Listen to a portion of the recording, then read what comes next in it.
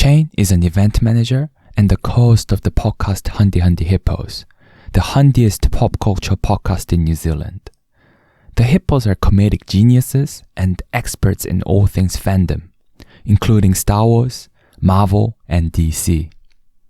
They've recently come back for their Phase 2 with the discussion on Guardians of the Galaxy Volume 3 and Blue Beetle. My introduction to the Hippos was at the New Zealand Podcasting Summit this year, where I met Shane. Since then, I've been a big fan of the Hippos and even been lucky enough to get to know them in person. The amount of passion and work that go into each episode of Hundy Hundy Hippos, and their professionalism in the comedy and their expertise are inspiring. In this episode, Shane and I talk about the ethos behind Hundy Hundy Hippos, the need for a podcasting community, and even love at first sight. We also talk about Shane's experience in stand-up comedy and running. This is Everything Goes with Pascal podcast, and here is my conversation with Shane. Look who's back! Oh, Look so who's soon. back! Oh, thank you for having me on again. Yes, sir. The Shakashane!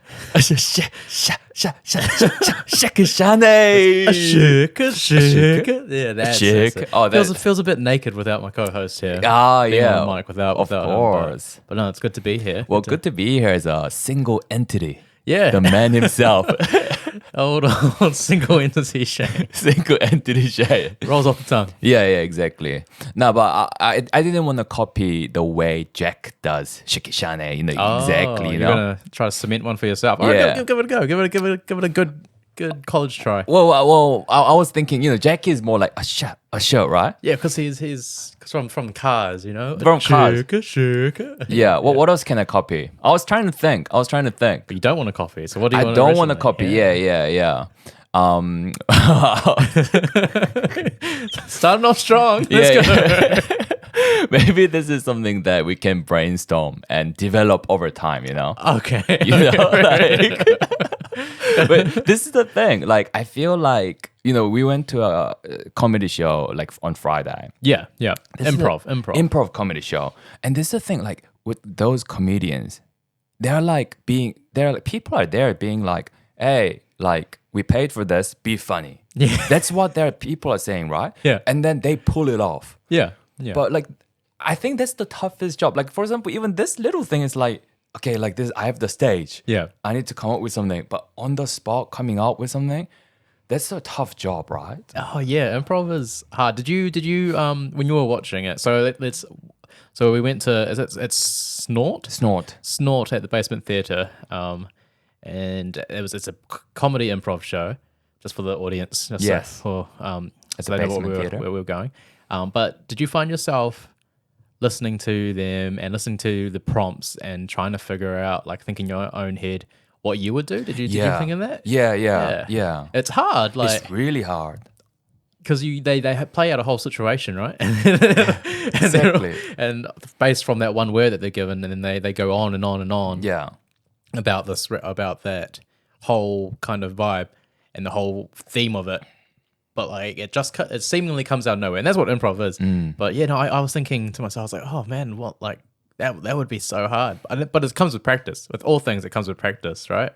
A lot of your podcast would be improv, just Yeah. conversation, right? You hit someone with a question, or someone hits you with a question. You got to think of a topic. You can't just be like, I'm going to come back at you, come back, and answer that later. You have to be like, no, you answer it on the spot. Same with the Hippos. We do a lot of improv on there. Yeah. It's not the same like magnitude as if you go to like a comedy improv show, but it's still there, right? Like you're thinking on the spot, and Yeah. I think a lot of the time you have to just go with what comes into your head first, and then justify. You come up with an answer, then you go like, okay, now I have to explain this answer, but at least now you have. I think the hardest thing is having that answer first, having that first thing. And then from there, it's easier to build on. Right. So just getting started. Yeah. Like most things, right? Yeah. Like most things, everything's just getting started is the hardest thing. Yeah. Yeah. That's true. Like one of the toughest part of the interview is getting started. Yeah. Like yeah. the first 5 minutes, first 10 minutes. Yeah. Like getting that open. It almost feels like I'm really paving something. Yeah. Like digging something up so that we can make ways for things to flow. Yeah. Oh, fair. You're digging your own canal. Yeah. That's how it in the feels. trenches. Oh, And yeah. until you dig it deep enough, there's nothing flowing, right? Yeah. Yeah. I guess that's also, like to quote Shrek. Yeah.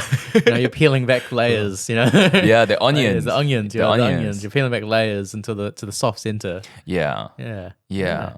No, like I always thought because you've done some stand-up comedy, Shane. Yes. That seems like the toughest. I mean, to me, right? It's such a vulnerable thing because you're like being up there is like, I'm funny.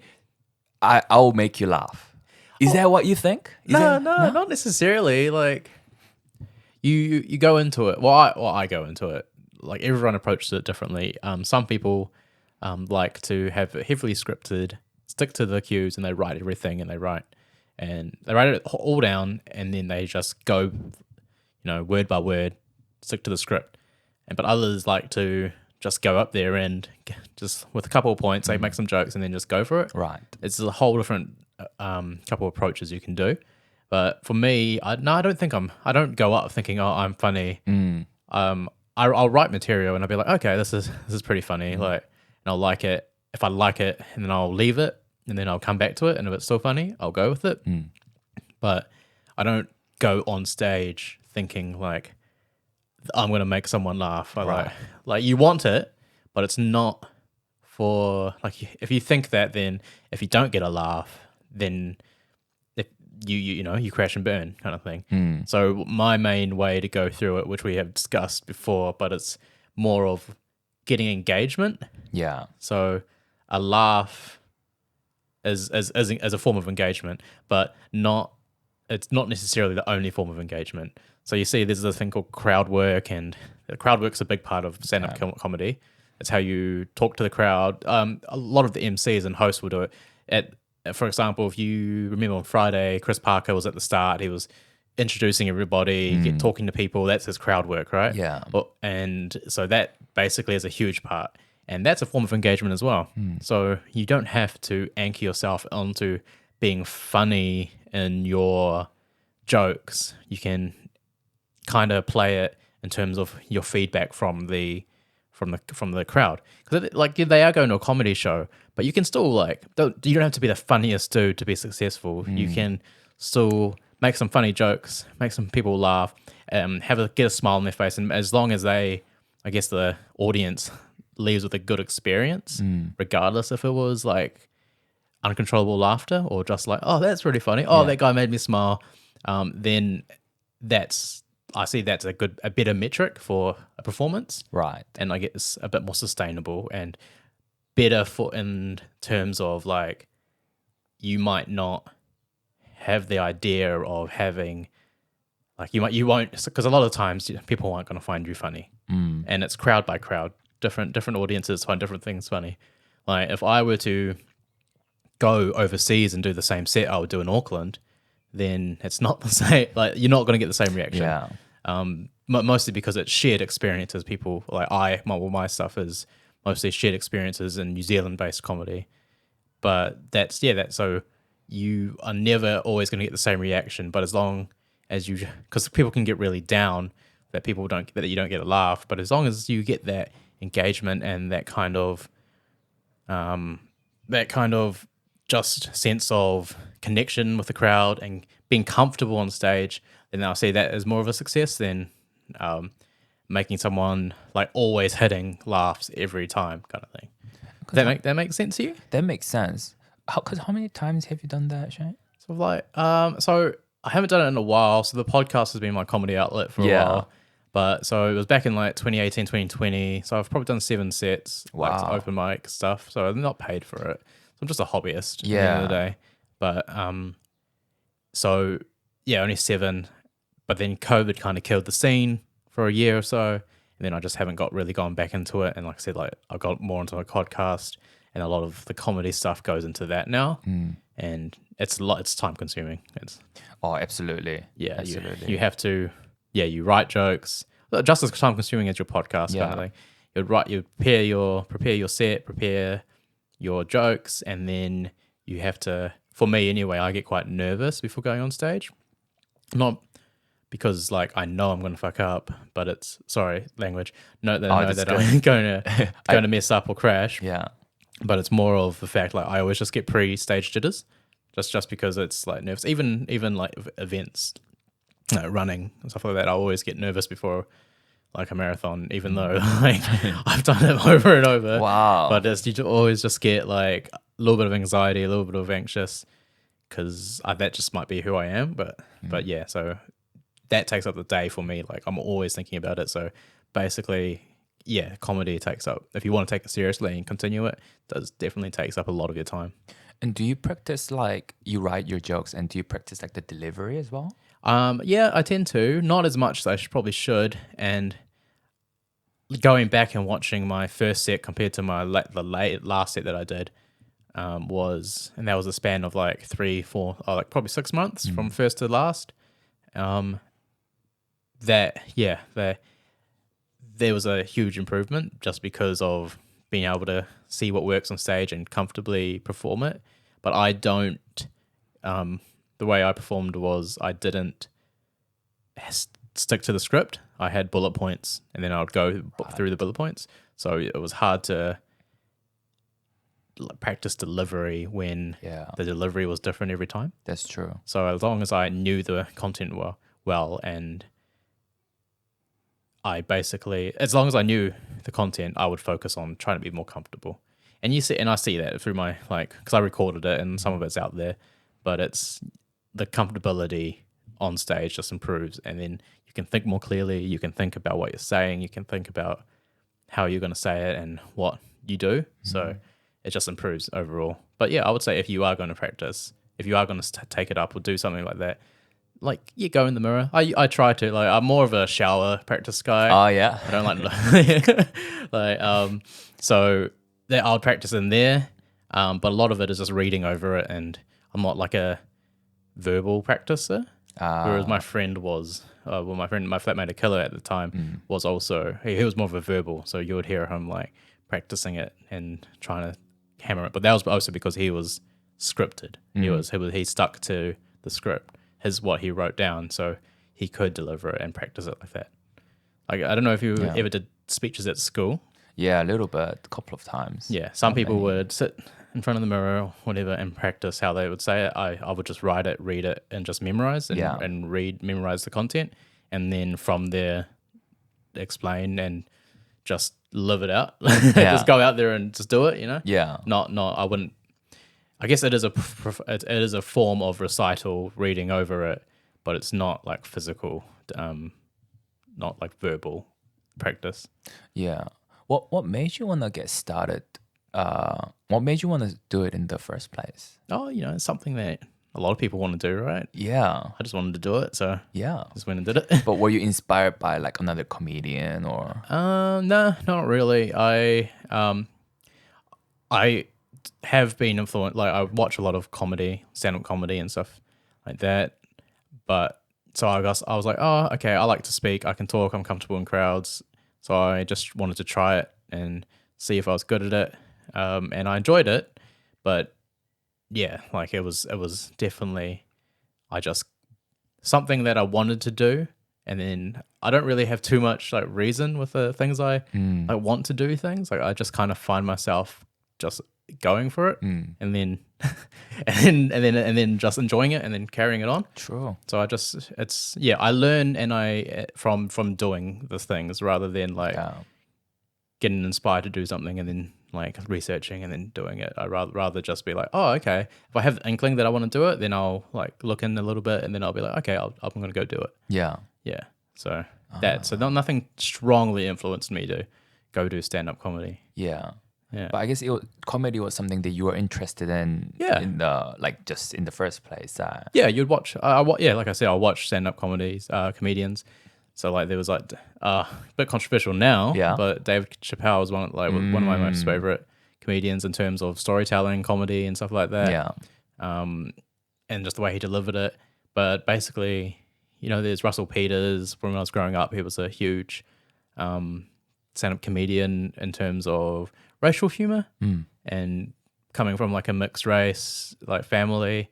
It's a lot. It's like you like that stuff and you resonate with that a lot of that stuff. Joe Coy, he's a Filipino comedian. He's out there. A lot of New Zealand comedians as well. 7 Days. Do you know the show 7 Days? Yeah, I've seen a couple of times. Yeah. So that's all influenced, and that's been awesome. Like that actually, if anything, like 7 Days was a influence on why I wanted to do it. It's like, one day, if we keep this up, we can be on 7 Days. You could be. That was what me and my flatmate Akila were like. We're like, yeah, let's try to go for that. But then, yeah, we just, life takes over. So like, Yeah. it's a commitment. And maybe one day I'll return, but it's more, I get more joy at the moment from the podcast rather than being on stage. But that's just how that's how I channel like my creative juices. Because I've been like all throughout school, like my life, I've been on stage and performing and had a creative outlet, and I guess stand-up comedy was that part of my life was the outlet, but now that's been channeled towards other stuff. So we'll see what comes. Yeah. No, I think I've seen like one set of yours on YouTube. Yeah. Hopefully it was one of the later ones, because my first one was horrible. Why be? It was okay, but it was like, nervous rambling, a lot of nervous rambling. Right. No, you're good though. Like you say you're getting nervous, but I don't know. Like I didn't hear your voice shaking or your body language showing that like you're nervous or anything like that. Yeah, that's like my voice wouldn't shake, and like I don't show it through my body language. It's more of sticking to the material, if that makes sense. Like you would have, because like I said, I had my bullet points, but if I found myself repeating something and stuff like that, it's the nerves, not like sticking on the topic instead of moving through it. Right. Yeah, and that the first ones were a bit over. So at the classic, you have 6 minutes, and if you don't have, if you go over 6 minutes, they flash some lights, and if you go over even longer, they just cut you off. Yeah. They're like, they play the music and play you off. So I went over both my times. I think I've been there 3 times. But yeah, I went over. So like it's still, I didn't perfect the time, but I may seem comfortable up there. But yeah, it was the nerves make you don't stay, like you don't go through the flow of what you should be going to. But also you get lost up there. Yeah. Like some people, you just get lost up on stage and you're just enjoying it. And you're just having That's joy. true. So like you lose, like on a podcast, you're talking, and you just get lost up there. You don't care about time. You're just, even though you should, but you're just having fun. So it was fun, but it was like, just like I was saying before, like even though I enjoy it and it'll be fun, I still get nervous regardless. Yeah. Do you get nervous when you're recording podcasts? No. You don't? I know. Yeah, well, because you're not in front of people. Like you're not in front, like you're in the privacy, you're behind, you're like, there's a camera, there'll be a camera there. Yeah. But it's person to person. Me and Jack and I, sorry, we will record, like, it's just like friends talking and having fun, and you put the headphones on, you have the mic and you're hearing your own voice in your own head. You get teleported into some, like, to another place basically, and you're in a different headspace. So no, I don't get nervous in terms of recording podcasts. But saying that, I think when we start to have bigger guests on, we'll see about the nerves there. But also, I'm like quite confident in the podcast and in our content. So I think that also like helps. And at the same time, it's not as scripted as it is more scripted. So you have more of a flow, and we've settled into the flow of it, and we know what segments we're doing, and we know the stuff. So as long as I do my pre-prep, then it's fine. Whereas in stand-up comedy, you're by yourself on stand-up comedy. You can do duo stuff. I'm sure you've seen like team comedy, like group comedy. I've seen a duo stuff recently at the Basement Theater. Oh, okay. Yeah. Duo and musical performances or comedy in a group, so they can rely on each other. They can help each other out. So in the podcast, I've got Jack. So like we bounce off each other, and there's some sense of comfort in that. But even here with you now, like maybe if I didn't know you as well, maybe a bit more nervous. But at the same time, podcasting is literally just talking and communicating in a natural-ish way, depending on the podcast. Yeah. Hundy Hippo is a little bit less natural, but like it's fun. It's just fun. It's a conversation. and you're not, like you say, out there with the intent to make people laugh or like make strangers laugh, or you're not spotlight all on you. It's more of, I guess there's a difference between live performance and recorded performance. Yeah. Yeah. But yeah, I don't get nervous with podcasts. Do you get nervous with podcasts? Little bit like yeah, I don't know. I don't know if nervous is the right way, but I just want the guest to have a good time. Okay. And I don't really get nervous, I guess, but like I just like kind of pay a lot of attention to that. Yeah. And sometimes consequentially that kind of translates to being a little bit more stressed out. Yeah. Not that like outside, Yeah. but I keep constantly like looking out for like, oh, what about this? What about this? And that kind of thing. Yeah, I understand. Like I get that as well. Like you want the guest to be having a good time, but I guess the difference for the hippos is I will make sure they're set before we start recording, kind of thing. So it's like, you're comfortable. Yeah, this is what we're gonna do. Blah blah blah. And then once we're recorded and once we're in it, once that intro theme is playing through, then I don't really like. I care, but like they're there. There's like it's either sink or swim for them. Yeah. Like once we're live, it's just like you know the format. Like, That's true. You just got to go with it. Yeah. Like I somewhat feel sorry for some of the guests because they will be a bit lost sometimes. But it's also like just catch up. Like they know what they've got getting themselves into most of the time. So it's different. Yeah, you have to. Once that's live, then that worry goes away. But I'm more of like, yeah. So I'll make precautionally try to make them as comfortable as they can beforehand. Yeah. But like once we're starting recording, it's all hands on deck. Just let's go. Yeah. And yeah, sometimes like I find myself because it's kind of conversational like podcast, right? Yeah. And as a host, it's the responsibility is a bit more on me. Yeah. And sometimes I'm like, there have been a couple of times I'm like, whoa, like I want to keep the conversations on, but I'm not sure where to go from here. Okay. Yeah, that kind of.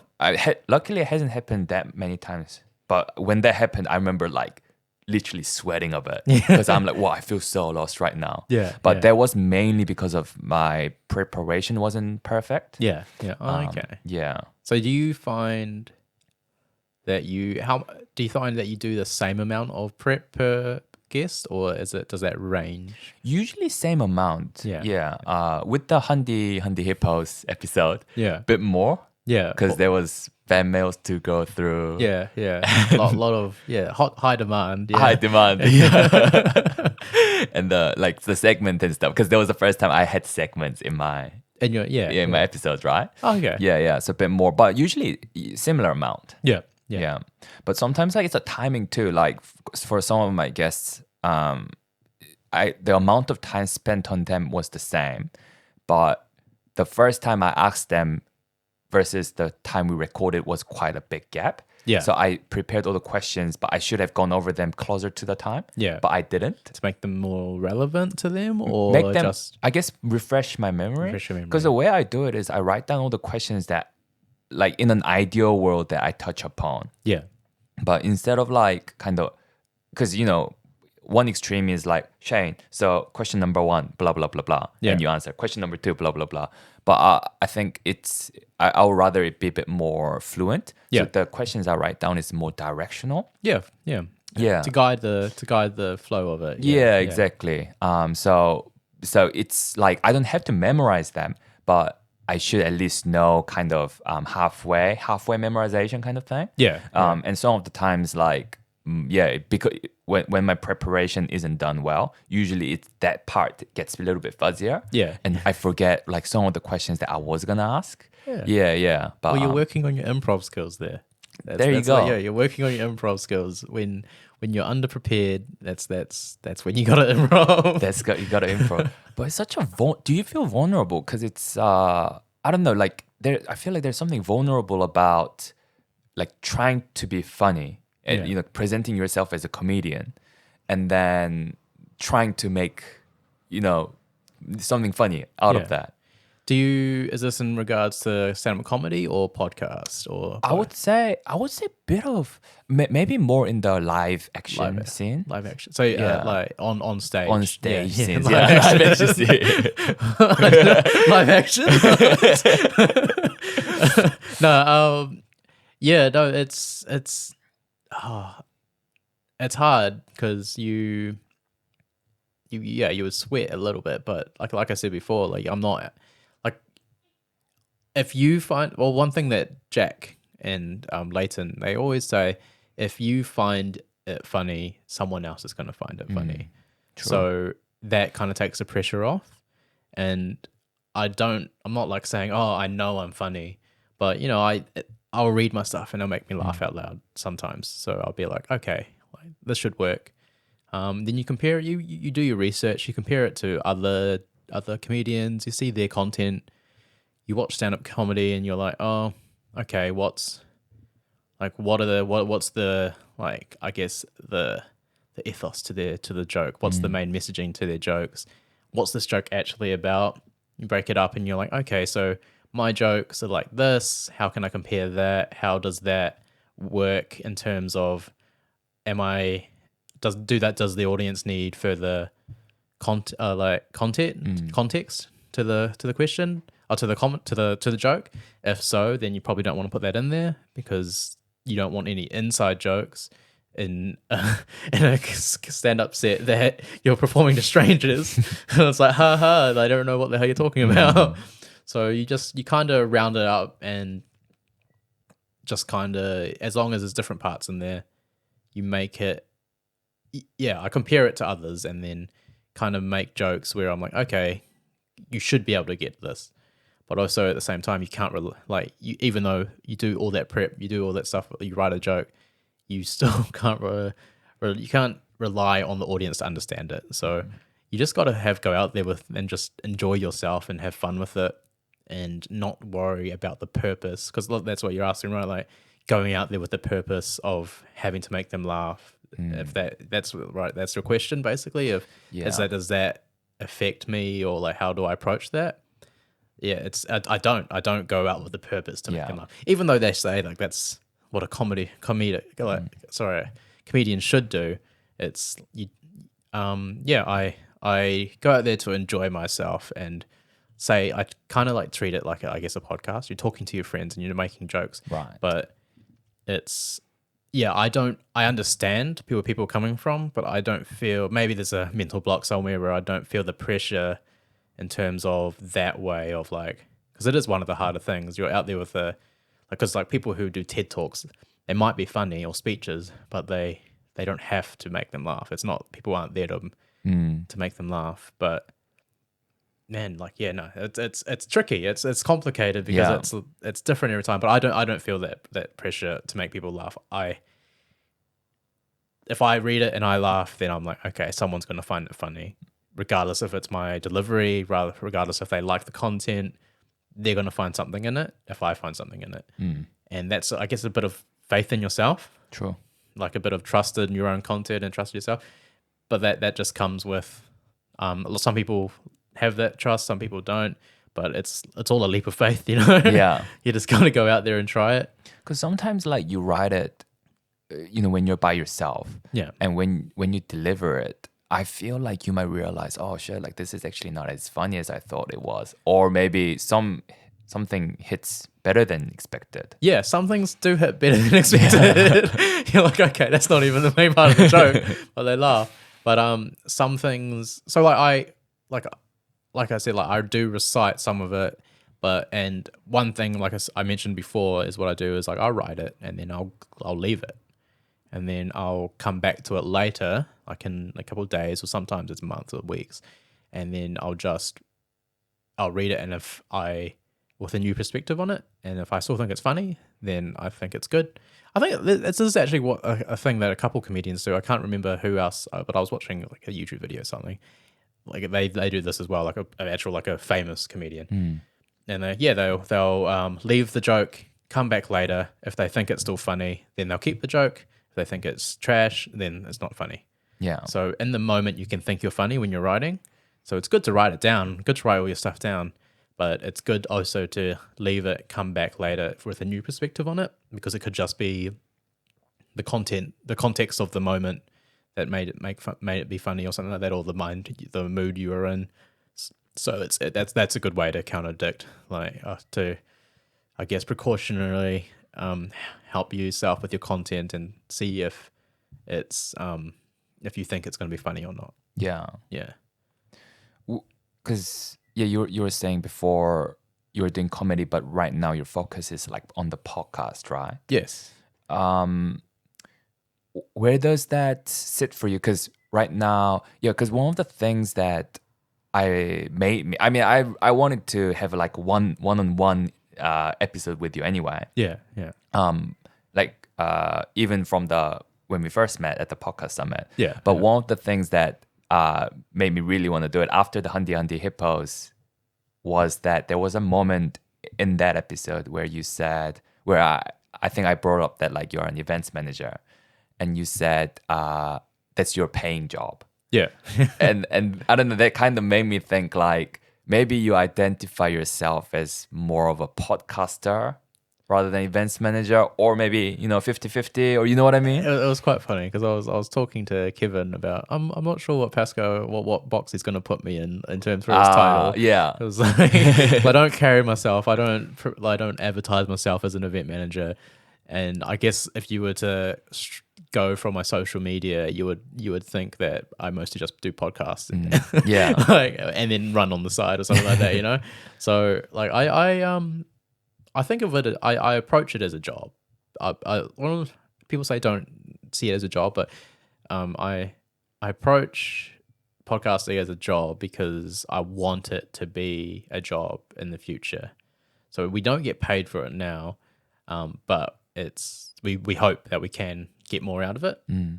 So, and it's a big part of my life. There's not a day that goes by then I don't think about like the hippos and like what we can be doing, or maybe I should be editing more or something like that. It's not a day has gone past that doesn't cross my mind. So that's like, that's part of a passion. So it's more of a passion, and at the moment, which I want to turn into a job. Whereas event manager is like your paying job. It's your day to day, in and out. This is how I get money. This is how I fund my life. Yeah. And they fund the hippos too that way, right? We fund the hippos that way as well. But like if I didn't have a job, we wouldn't be able to pay for the studio. Exactly. But so we go through that. Yeah, we go through cycles where in the podcast and like the hippos where it's waxes and wanes in terms of releases and schedules and all that kind of stuff, because Jack also has to work as well. And until podcasting can get us more money, we can spend more time with it. But it's still a balance. And like as we spoke about it in the hippos episode with you, like it's just hard balancing life and everything. And the type of people that we are it's quite hard. It's quite hard to say no to things. So we're always we're always doing something, we're always active, or if we're not doing something for that day, there's something we've been neglecting that we need to get onto, Like I'm like, I've got Saturday off. Oh, actually, no, I have to, do all my life admin or, laundry, all that kind of stuff. So you really don't have a day off, even though you have a day off. But yeah, like to answer your question, like, I don't see myself as a podcaster, nor do I see myself as a straight, I don't see myself more than one than the other. I see it like a good middle ground of it. Yeah. Because at the end of the day, I have a degree, like a minor in event management, but my actual uni degree was a Bachelor of Creative Technologies. So I'm doing a bit of that with the podcasting in terms of sound work and video work, but also in the event space, I do a little bit of event tech as well. So, am I do I call myself a creative technologist? I don't really, but it's still a part of how I approach my projects, I guess. Yeah. So I bring that into my event management, and I bring that into like the podcasting, and it's all a mixed pot of everything. But I don't know, because it's hard, because maybe someone like yourself might look at me and then they'll see one dominant thing, but I don't see myself as anything too dominant, if that makes sense. I see it all as mixed and even, but I can't tell you what someone else might think. Yeah. No, I definitely see it as like an all-arounder when I see you.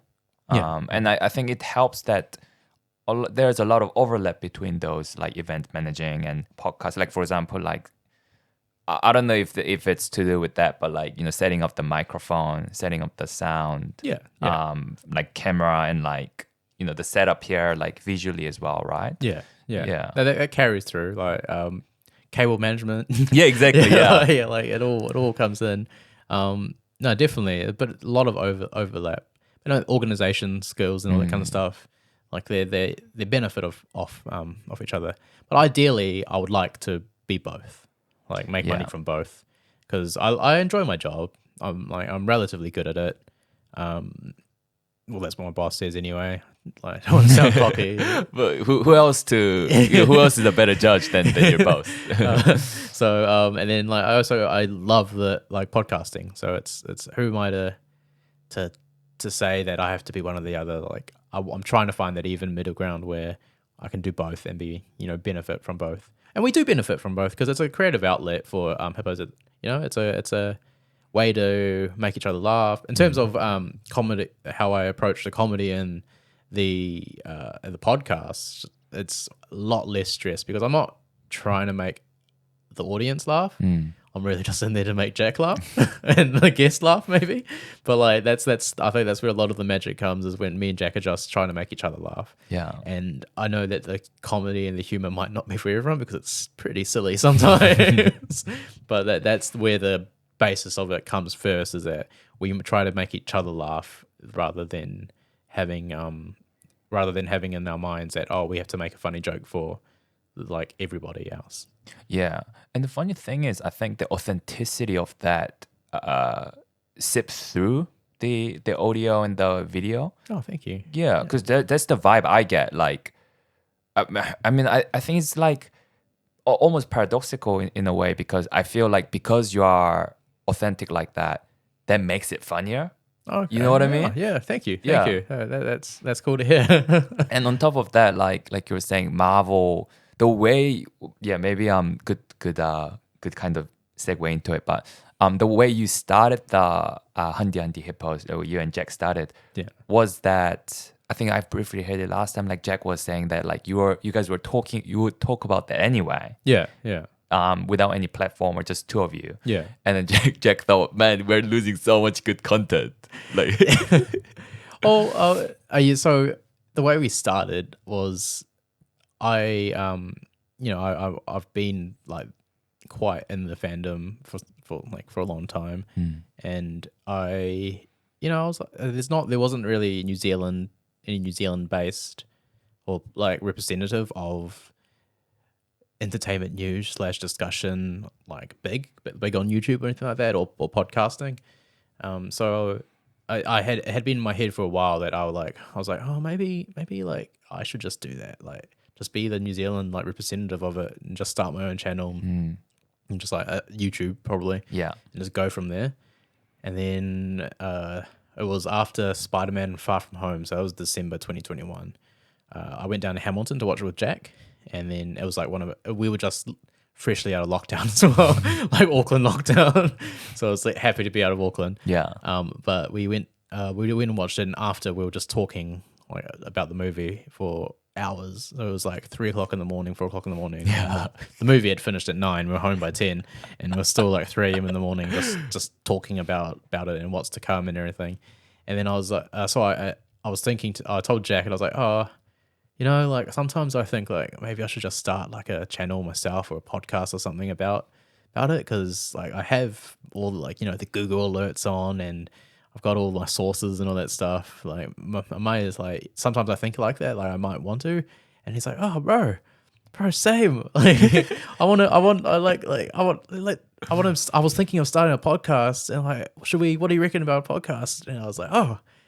Like it was round about this, like these words, but I was like, yeah, oh, do you reckon like us two? He's like, yeah, bro, hard. Like I've got some contacts. Let's do it. And I was like, oh, So he really gave me the push. Yeah. I don't think if he wasn't keen for it and excited about the idea, I don't think I would have ever gone out of my way to start a channel or anything. You don't think you would have? No, well, I think I'm pretty humble to a fault where I don't think that highly of. I don't have like too many self-esteem issues, but I don't see myself above anyone else in terms of like how much I know and stuff like that. Right. So I kind of saw it. I probably would have convinced myself like, oh, you're not that, you're not that special. Like you don't know that much. It's people who know more than you. So why start it? Like don't really bother. Just concentrate on something else. Put that energy towards something else. But because he was excited about the idea with me and wanting to do it together with me, that's what really pushed it. And sometimes that's all it takes. That is just, if you have an idea and then someone's really excited about that idea and wants to help you through that and join you in that adventure, that's kind of the push that a lot of things take. Yeah. And that was the start of the Hippos. We had Christmas break, and then through there, and then once we got back for like mid-January, end of January, we just started putting some things into the pipeline, and I guess we launched, what was it? End of March, start of April last year, right? Yeah. So it took a couple months to get everything up and going and into fruition. But yeah, no, that was the start of it. But yeah. Yeah. Man. Yeah, no, I think like similar to that like comedic flavor that you guys have in there. I think it's awesome that, like that you didn't start the podcast for the sake of having a podcast, Yeah. It's more that you're already doing what you're doing and then making something creative out of that. Yeah. No, that's the idea at the end of the day. I'm sure you probably feel this way as well when another podcast pops up or another one of your friends pop up. You're like, shit, all of us have, like, does everyone have a podcast now? Like, am I part of this? Am I just a cliche? But like, no, it definitely. I'm happy to say, and when I see it, I'm like, okay, and I'm sure you would agree. The Hippos is different to what the, I guess, as a different podcast to what what's still coming, what everyone's coming out in New Zealand at the moment. Like a lot of it is a lot of self-help podcasts recently. Okay, like in New Zealand or New Zealand, in New Zealand, and in general as well. Okay, people just talking to podcast. people about mental health and all that kind of stuff, Right? Which is great. It's opening up a discussion, but then that's it's good to see because there's that. It's awesome that they're open discussion, but also the Hippos are separate from that.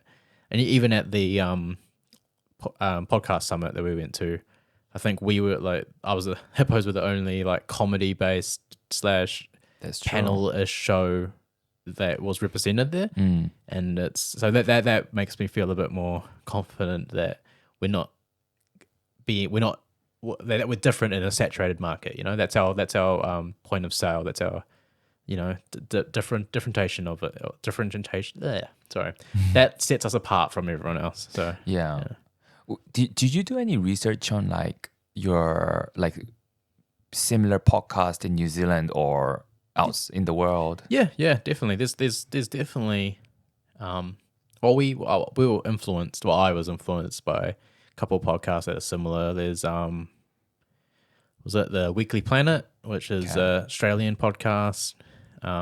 If you were to like round up our podcast, we actually are similar without intentionally, but we're a little bit of Auntie Donna's podcast. We're a little bit of the Weekly Planet, and we're a little bit of Fair Enough podcast, but the early podcast kind of thing. Who's Auntie Donna? I feel like I've heard of that. So they're a comedy group, the sketch comedy group, Australian sketch comedy group, right? And their podcast is basically every episode is basically an improvised like character episode. So they'll have maybe a guest on, and they have to be a character of themselves. Okay. And like, so as you can see, I'm sure you can kind of catch on to what the Hippo, like why I see the similarities to the Hippos. Because a lot of it's a little bit like our segments are like sketches kind of thing. Yeah. And then the Weekly Planet is superhero and TV, like basically movie and TV news. Okay. And a little comic news and stuff like that. and then a little bit of the role play of like the Fair Enough, which is Fairbairn Films. Do you know? They're Australian. These two Australian- guys, right? Yeah, I've the seen them on brothers. YouTube. Yeah, they're I didn't know- YouTubers. okay, yeah. And then they have a podcast. The early days of theirs was similar to ours as well. Like a little bit of sketch, and a little bit of talking, a little different segments and stuff like that. Yeah. And the type of comedy and humor, like dry comedy, I guess, that influenced us a lot. But like unintentionally, at the end of the day, you can kind of compare us to that. But we did do research. There's big podcasts. There's smaller ones by comedians and other people who talk about similar things. Oh, like the Marvel and oh, DC really? and stuff like that. Yeah. Oh, yeah. In New Zealand, there's a couple. I see them popping sure. up on our Facebook page. That's cool. Yeah. They're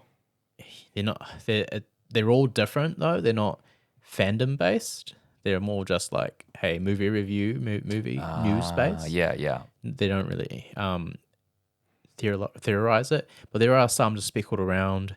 But our influences in terms of content globally, we have New Rock Stars as a YouTube channel, Nerdist, a couple others, and they all do television,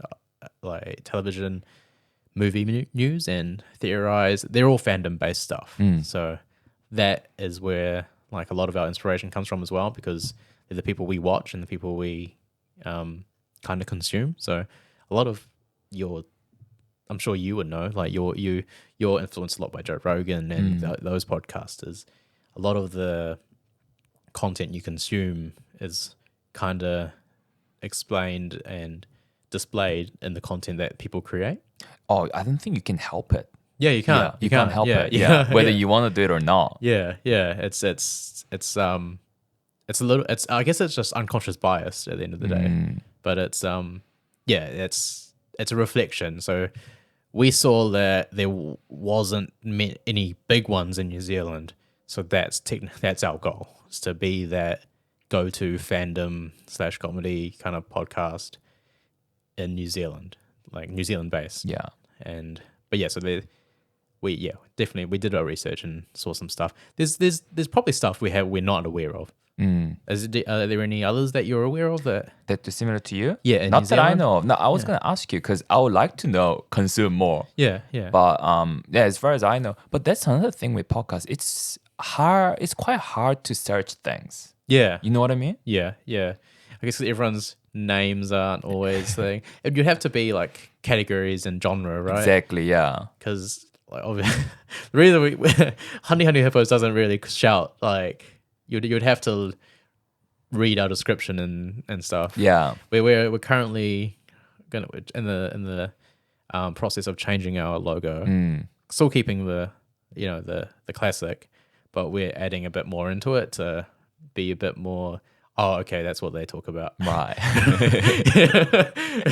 Instead of just like, because if you look at the name, you look at the logo, you have to read the description really to kind of to know what we do about all the titles of our episodes, because and we that to our benefit or not, that's that unfortunately, yeah, I think it's not really to our benefit, but people aren't going to know what you are unless there's a bit of clue to it in your title, logo, or description.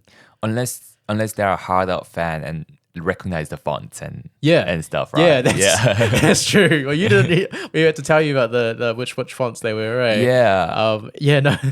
And they said, that was why we wanted to do it. We were like, the true fans will know.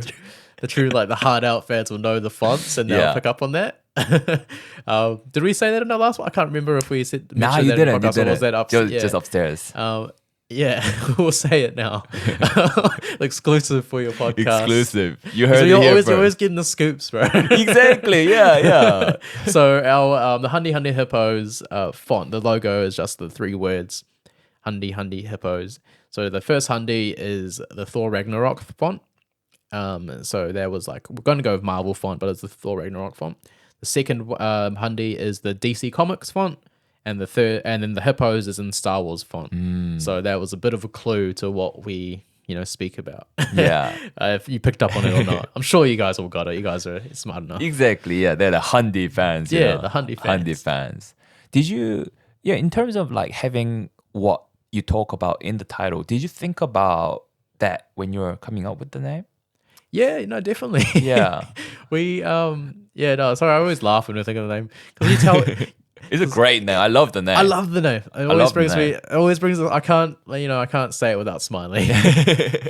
And I feel like, we're going a bit like sidetracked, but when at the podcast summit, Yeah. because how kind of got introduced to Hundy Hundy Hippos was through that comedian. Yeah, the And Irish dude. The Yeah, Irish yeah, dude gave yeah. the microphone to you, kind of Yeah. introducing everyone to, And then you're like, oh yeah, I'm Shane. And then I've got a podcast with Jack called Hundy Hundy Hippos. Yeah. And that got everyone interested. You know what I mean? Yeah. Including me. Yeah, people were laughing. There's actually a photo, I think, of it.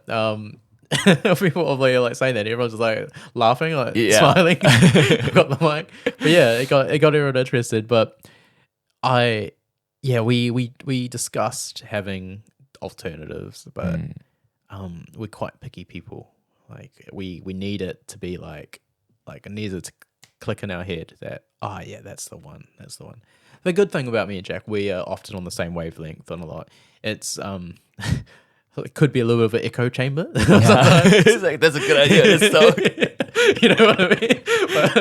But, we have our key differences, obviously. Like there's I guess I'm a little bit more of the planner and he's a bit more of the energy. And we do bring that approach to there. And there are parts of like where we say yes and no.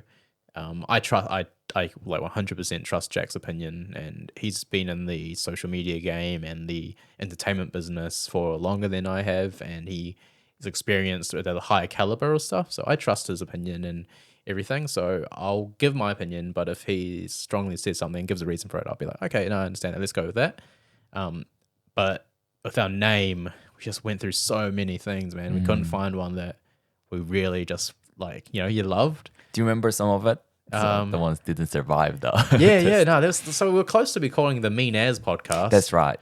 Like, cause that's pretty cool. Yeah. Like, and yeah, that's even that doesn't say our name, Nah. say what we talk about, but it's still like, the Mean As podcast, or the Chur podcast. Because that was a lot of Jack's branding, is like Mean As or Chur or Oosh. So that's part of the uncle's brands kind of thing. And then what else was there? Oh, we thought this one was cool. What was it? It was like two peas, two bros in a pod. Okay. 2 bros in a pod. Yeah. Yeah. I think that was two bros in a pod, like 2 peas in a pod. Yeah. But there was already one. There was already a podcast like that called that. So so we came up. I can't remember. We were like, the Hundy was the Hundy podcast as well. Right. But then I think Jack just like murmured, Hundy Hundy Hippos, the Hundy Hundy Hippos, and it's a reference to one of our friends' World of Warcraft characters. Okay. Yeah, I think he called it Hundy Hundy Hippo. Oh, really? Yeah, because the hungry hippos. That's a Hundy Hundy Hippo. That's Hundy as. That's a Hundy Hippo. So that a reference to that, and then it just brought us so much like joy. I think Jack just mentioned it as like a random thing, and then we just both loved it. Yeah. And we were like, we were kind of up in the air because we know it was a silly name. And we ran it past Jack's manager, and Jack was like, Jack's manager was like, that's dumb ass. And he knows what he's talking about, right? Like, he's been in the industry for a while. A little bit, but then Jack was like, no, that's how you know it's good. That's the point. Yeah. That's the point. because he said that a lot of his managers and stuff. Yeah, so he was like, he said, okay, if his manager thinks that's like silly but we like it, then that's a good sign. Yeah. So that's a bit of joy. And then we told other people, and they just laughed at it, and they liked it. Like, they just said that's a crack up name. So we went with it. And that's the birth of the Hundy Hundy Hippos. But yeah. Chiraz, Mean As podcast, or Oosh podcast, or 2 bros in a pod. Yeah. Those were like some of the concepts, but they just didn't, they're all right, but they didn't bring the joy that we got instantly from that. When you hear something or you find out something and you see something, it's just like, and it's just just brings you Yeah. instantly. You know that's the one. There's not many times in life where you're like, that's the thing. It's like, basically love at first sight with our name. All right. So what other times in life did you feel that? Oh man, I like that time just overweighs so many other times. But with your partner, maybe love at first sight. I'm not one for like love at first sight, eh? Yeah? Like in terms of like relationships. Like no, I love her to bits. Like she's we've been together for nearly 5 years, but That's a long time. like when you meet someone, people are different from names. A lot of complexity behind that. So you're more of a lover towards names rather than people. Oh yeah, but like in terms of like. I love people. I tell people I love them all the time. You got to, because that's one thing that I try to do is just tell people you love them, because you don't know what's the last thing you're going to say to them, and that just stems from when I was younger. Like, and it's so that stems from like back in the day. That's how I was. Things happened, so that's how I kind of approached how to deal with how I was when I was younger. But in terms of like love with people, it's. People are complex, man. You can't just say you love them straight away, It was just, since I met Maddie, she basically, this is a relationship exclusive as well. Like, not many people. You heard it here first, guys. What happened? We met at work. So she was my team leader for a brand ambassador job. We're making coffees or something. And so basically I asked her if she wanted to go for a run one day. And then she was like, yeah. She actually came to my first stand-up comedy night, like my first set, and basically, we just started hanging out more and more, and basically just went from there and just didn't stop hanging out. So that's where the start of the relationship. So you're still hanging out? Yeah, we're still hanging out. Yeah. So she was your team leader? Yeah. Does that kind of break the leader and the manager and the employee relationship? Not in brand ambassador jobs, not in event work, not in event space. Like technically the team leader is just another brand ambassador with a bit more responsibility. So brand ambassador means like you're just representing a brand, you're like doing demos, you're doing demonstrations or something like that. So that's what like basically that is. You're not like an influencer of a brand. You're just out somewhere in a public space representing a brand. So no, that doesn't. I guess you could look at it and you could be like, kinda, if you're consistently, but in the brand ambassador space, event space, it's just a lot of like cycle through staff all the time. So there's no consistent staff. Right. Yeah. So who asked out who first? Technically, I guess I asked her out first. All right. Yeah, I left it in her hands though. So to come to your comedy show. Oh no, I said on the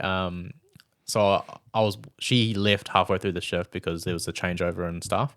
I was in the middle of the changeover. So I was like, oh hey, if you my number's on like you have my number.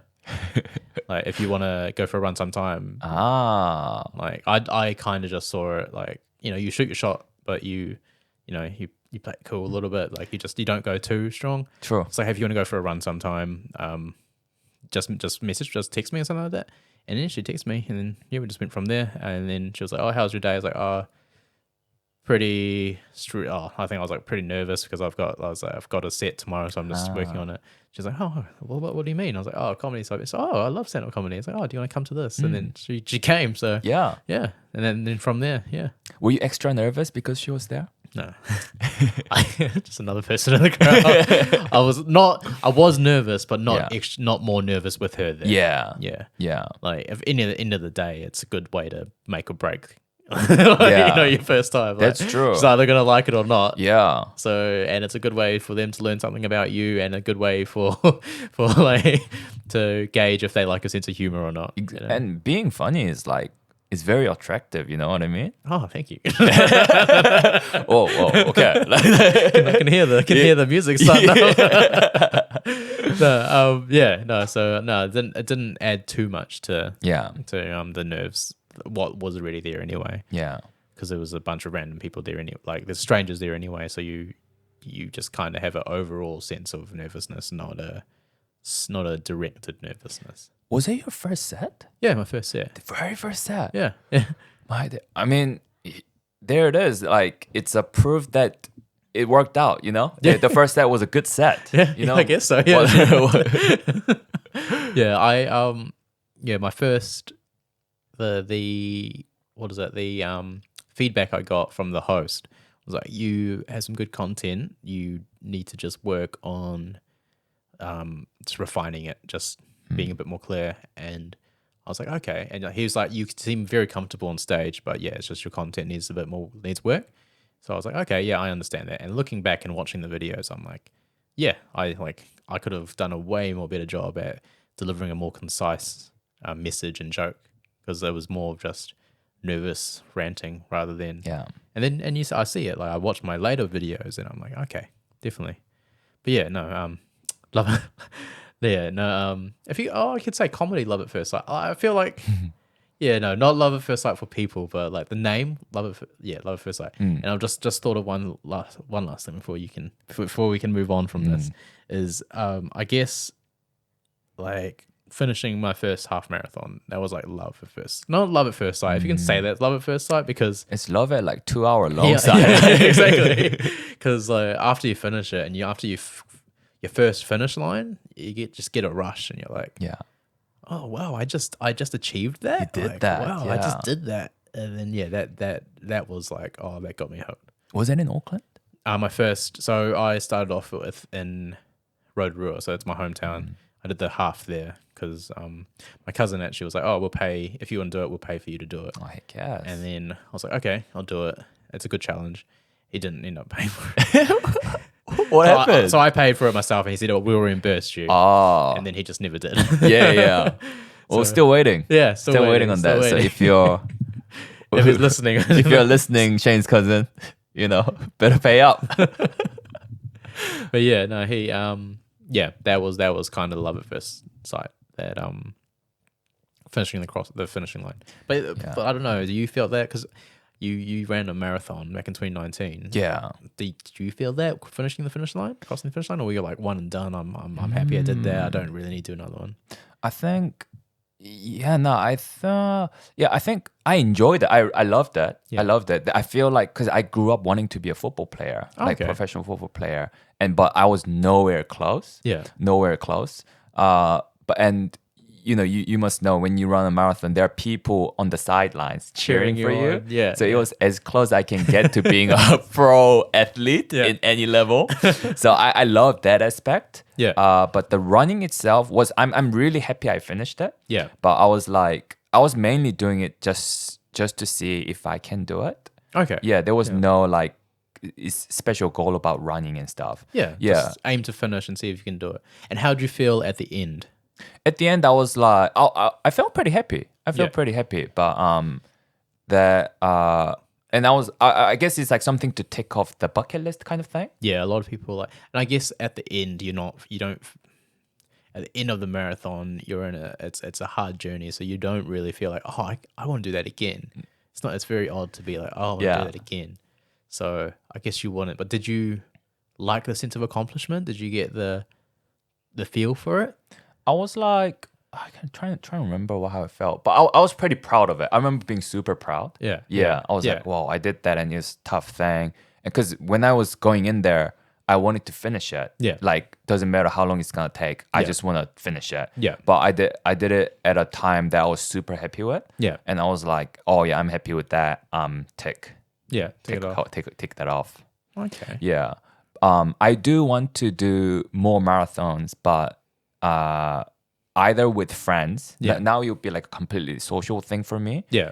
Or in a different city. Yeah. Just to see. Just to see the like an excuse to travel, basically. Exactly. So when you asked me for the Hawke's Bay Marathon, I can't make it now, but I would have been so keen. I was so keen, and I signed up, and I got the refund for that, by the way. Oh, awesome! Yeah, awesome. Yeah. Did you tell them that you had surgery, or? Yeah, I told them like in the description when I was buying the marathon, there was I don't know if you saw, Shane, but there was refund. But it's $40. Yeah, so I didn't do that. And I was like, because I knew I was waiting on the surgery. Yeah, but I was like, what are the chances they come back now, right? So I didn't pay for it. Yeah. And and then I got the call, and it was about surgery, and it was scheduled for like the week before. And I was like, there's a world where I could get the surgery, and a week later I run the marathon. I paid like 190 or something, right? Yeah, the Hawke's Bay is an expensive one. Yeah. Hawke's Bay and Auckland and Queenstown, expensive marathons. Those three. Cool. And I was like, and so after telling you about that, I wanted to get a refund, but I knew that there was that option, and I didn't click it. So I was like, okay. And I have to say, I played dumb little bit, just saying like, hi there, excuse me, like this is like blah blah blah. I signed up, but there was like surgery that I was waiting on. So I don't know if there was like another terms and conditions where medical something, right? I don't know, but and they gave me the refund. I was super happy. That's good. Super surprised. That's a good lesson for people, for the audience. Like, you never know until you ask. That's true. So just email them or call them, and runners and active people are happy people anyway. They're usually happy people, so they're more than happy to help. And in terms of this situation, definitely, I'm happy that you could get that. But I understand. I was like, oh damn, like there's $45 for that refund. But is it really a refund though? Because like I guess it is a refund, but you take away $40 from it, so it's a partial refund. Be better than nothing though. Better than nothing, because you get 150, right? Yeah. And at the end of the day, I think New Zealand's good for that, because we're a bit more small. So we're a small town kind of vibe, small country. So you can do that. But I think if you were doing that internationally, I don't think they'll let you. I think they'll be a bit more rough. A bit more tough on the rules and stuff. Just because there's way more entries and stuff like that. Yeah. But it sucks you're not coming. I really wanted to come, but but next time, because at Hawke's Bay, I don't think I might have been to Hawke's Bay, but not in a while. So it would have been nice to. Yeah, it would be good. Oh, actually, was I there last year? I was there last year. The Hawke's Bay Marathon? Oh yeah, I worked at it, so I didn't run it. This will be the first time running it. Which will be like good. It'll be fun. I like to. Marathons are an excuse to travel. Exactly. I haven't been out of Auckland for a long time as well. Oh, okay. So I would have been keen as to just get out for a little bit. Next time. Well, we'll plan something else. We should plan something else. Once you're recovered. Hopefully you're not out of commission for too long. Man, like me thinking of running a marathon a week after was a bit of a stretch. I have to say. Oh, and you hadn't been training either. I haven't been training either. You just wanted to run and see how it went. Exactly. Which is admirable. I've done that as well. I've gone couch to marathon. It's hard. It's so hard. But sometimes you gotta dive in there, Like I think I was a bit lucky because I had run a couple marathons beforehand. So like I've still got a bit of that muscle built up. It's not going to take too much of a toll on me, but if you haven't even just run that rust off, like, and you're just going, you haven't done any runs in months, and you're just going to go right into it. It's brutal. And I think it was like timing as well, because when you messaged me, that's when I was reading David Goggins' book. So I was feeling like I could do anything. Oh, that's good. That's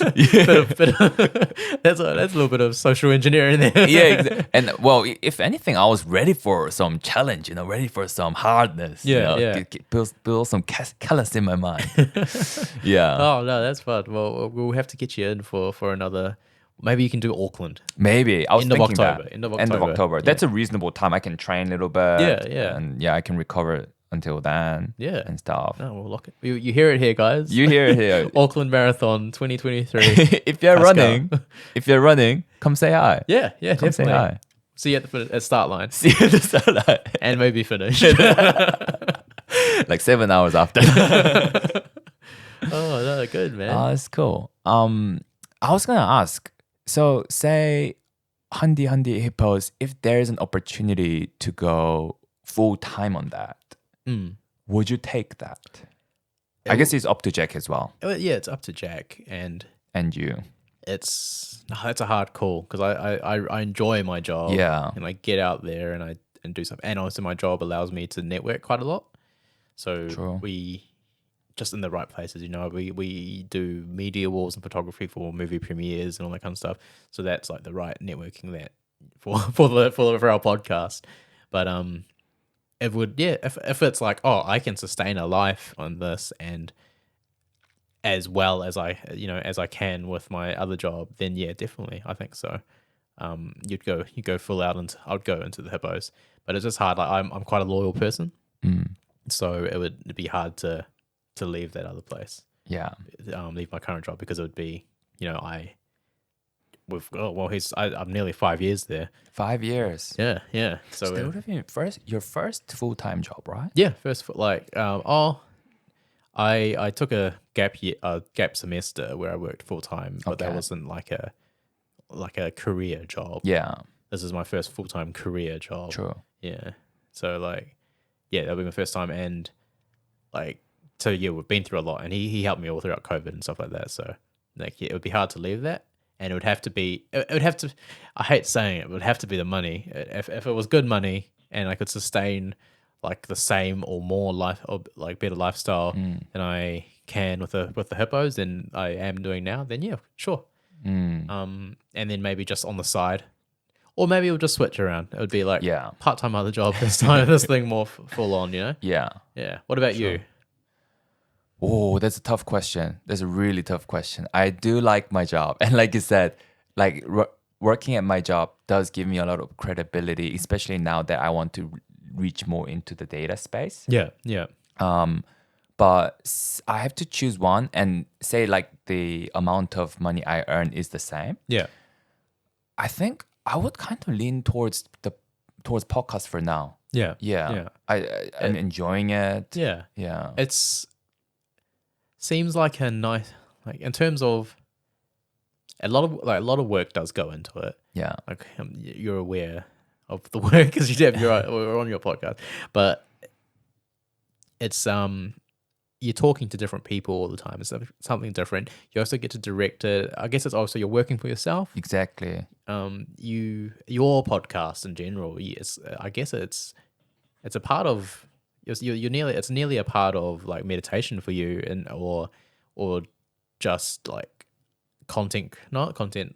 It's consumption of content and stories and communication. So you're learning lessons from different people and perspectives from different people. It's an expansion of your mind a little bit. Oh, absolutely. Yeah. So that I feel is kind of healthier as it seems like a more enjoyable and healthier lifestyle than a 9-to-5 job. And if you enjoy it, you can get paid for it, then I can see why.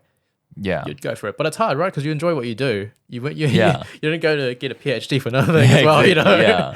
So it's you get the struggle of tossing between which one. But yeah, I think for me, for the Hippos, we're not as we wouldn't get that enlightenment that you would from different guests. It'd be fun. It'd be awesome. It'd be an awesome adventure.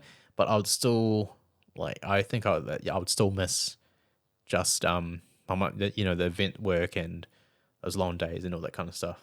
It's hard, but it's rewarding. Yeah. But same as podcasting, it's hard, but and rewarding at the same, as well. But yeah, no, I feel for you, it's a healthy. It would be quite a good lifestyle. Yeah, different things, different type of content that we deal with, right? Yeah, definitely. definitely. Yeah. How about this then? Last time when you were on the podcast with Jack, I asked you guys about the guest you would want to have on for Hundy Hundy Hippos. Was that you, or was that was a fan question, wasn't it? Yeah. There was a fan question asked by me, but from a fan. Might have been Wolfie Woo 7 or 6 or one of those things. I forget. Maybe Wolfie. Yeah. I get so many fan questions. So I don't know. Yeah. And then you said, what was that guy's name? Kevin Feige. Kevin Feige. Yeah. And who I know, right? Who I already knew before you explained. Yeah. Something like his job, because you guys are obviously super passionate about Marvel things as well as other fandom things, but especially Marvel. Yeah. What about say someone offers his job? Oh. What about how to does me? that? Yeah, to you. How does that sound to you? Oh, I personally don't think I'm qualified for that. Okay. He's he's done directing, producing movies and a whole everything like that. like obviously it's a fan's like biggest dream to be able to work and like direct the future of like the fandom that they're part of. A lot of strategy work as well, right? Yeah. Like it'd be a huge challenge. It'd be awesome. A lot of pressure though. A lot of pressure. A lot of pressure. So it would be say I had the skill set to pull it off. Yeah. Then sure. Yeah. But if I felt like I didn't have the skill set to do the job, then I would probably be like no. Yeah. Wonder what would be your just wondering like what would be your dream job? Like cuz you're super into podcasting, you do a lot of editing work on that. Yeah, I fine comb. Yeah. Yeah. Basically, Yeah. you listen to it multiple times and cut down and edit and everything. And Do you enjoy that process?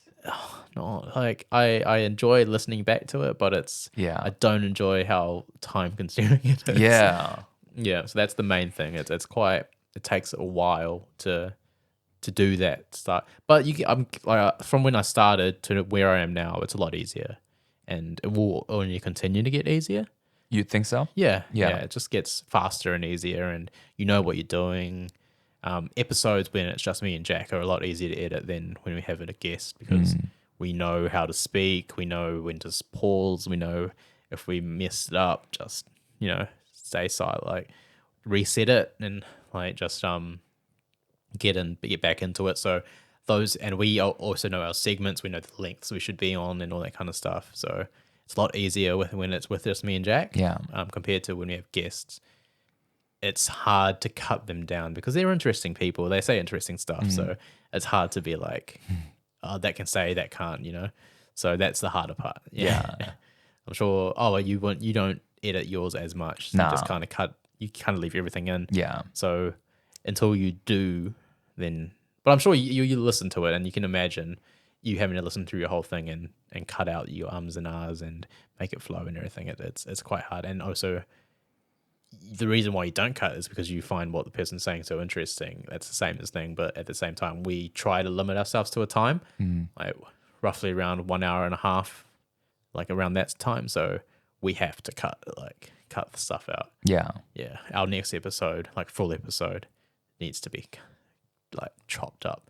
Yeah. So bad, it's so long. But yeah.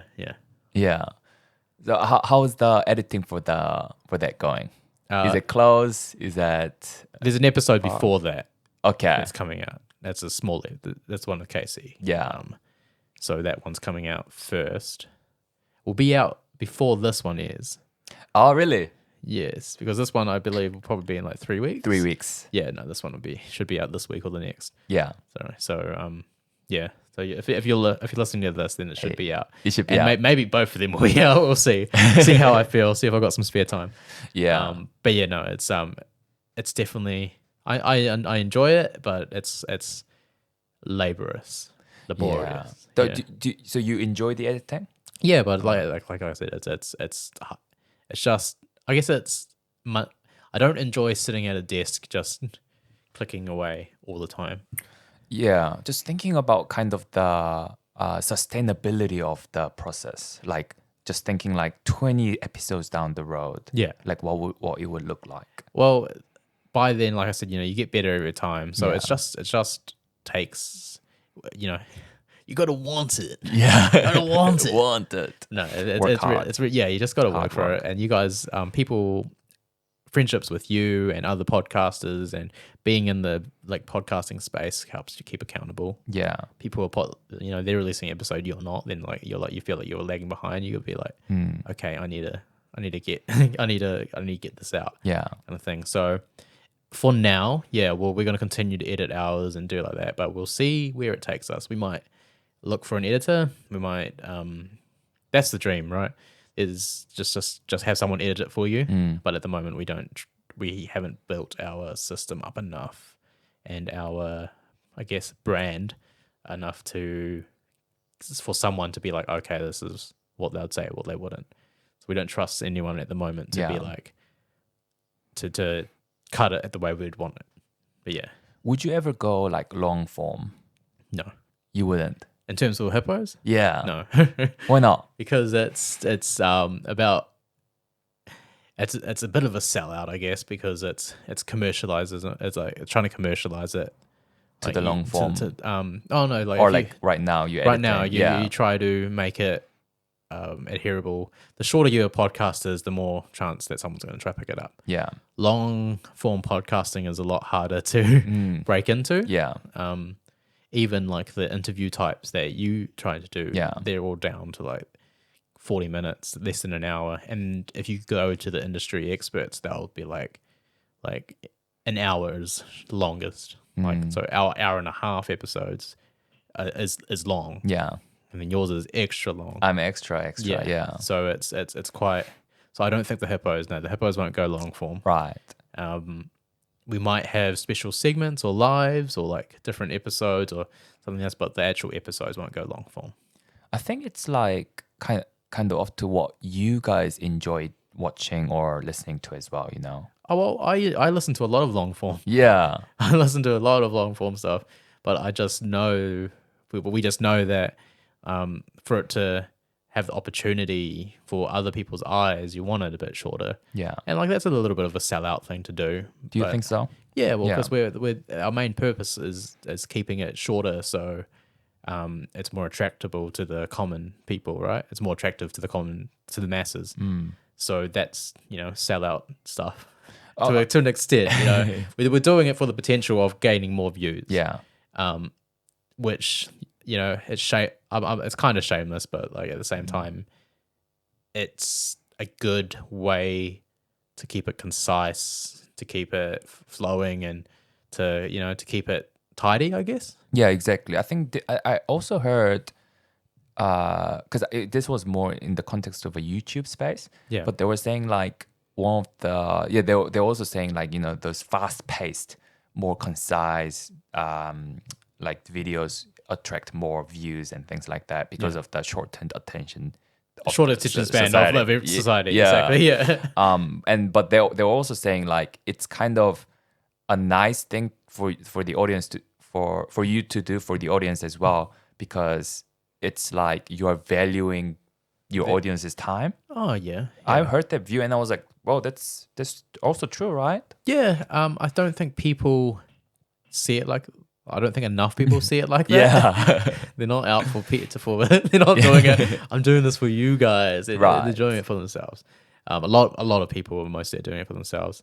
But they're saying that if you can make what you want and it still be successful, then there's still going to be that's going to be awesome. That's awesome as well. If you make long form and people are still listening, then that just shows the quality of your content. Yeah. We're kind of in the middle of long form, and so we're not. We would be classed as long form.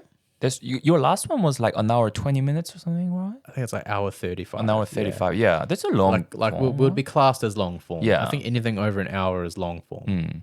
But like, and when you say long form, when I think of long form, I'm thinking like 2 hours onwards. Like Joe Rogan. Yeah, Joe Rogan, your episodes. Yeah, like that's that. And like I like to break them up. Like I'll listen to the car. Like it's what I think you in your video, it's your commuter. What is it? Your commuter. Oh, commute companion. Commute companion. Yeah, commuter companion. And so that's kind of what long form is for me as well. Like I'll do it when I'm driving, or also if I'm doing something on the computer or something or work that doesn't require me to be focused on two sounds at the same time, then I'll put something on. Yeah. But technically would be long form, but I don't think we can afford to, in a growing stage anyway, you want to be able to show people that you can be concise and you can stick to limits. Yeah. And it kind of also, it kind of stems to like, it's related to, how I said you have 6 minutes on stage for stand-up comedy. Like that's for a purpose as well. They want 6 minutes because they want you to be able to show that you can have a set and a funny set and communicate your jokes and your message within those 6 minutes. It's nice and concise, and also that's the commercial kind of standard. So as long as you can keep like that standard, it opens up your chances of sponsorships and views and all that kind of stuff, which is why that's why I'm saying it's a little bit of a sellout like thing to do. but also it's kind of you looking out for yourself, looking out for the podcast, looking out for the future. Yeah. Yeah. And by the fact, like in the ideal world, they'd probably want us to cut it to an hour, but I guess that's where we're not compromising. We're like, we have our segments. This is our format of a show, so that's where that's our full episodes anyway. But Hundy Explains, we keep it to under an hour. Yeah. So that's like the shorter form ones. So hopefully we can refine those to roughly around 30 minutes. But yeah, no, it's no long form for us. How about this then? If the viewership were to remain the same and the kind of the reach were to remain the same, so like the long form, whether you do the editing like you're doing now or without the editing, it remains the same. The views you get and what would you do then? What would we do then? Yeah. If they remain the same regardless if we edited or not. Yeah. I guess is it an obvious but like for some I would always edit. You would edit it. It's just a pride in your work. Yeah. Like that makes sense. You want you'll experience it when we have you in for the show as well, but the way we record is different to the conversational one. We allow people time to think about something if they need to, or if they need to stop and have just redo what they want to say. Right. We allow time for that. Makes sense. So like, say someone will be like what I am now, like, oh, blah, blah, blah. Oh, actually, and then someone will be like, okay, yes, it's all good. Stop. Just a bit of silence. Go again. And then they can go again. And then then we cut that into it. So it just helps people display their message, like portray their message better.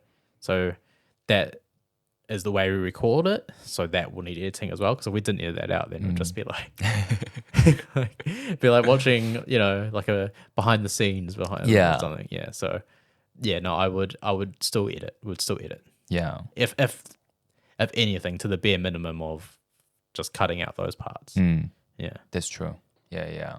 But we find that helps with our guests as well, is we give them that time and it takes the pressure off the insanity of the sequence. Yeah.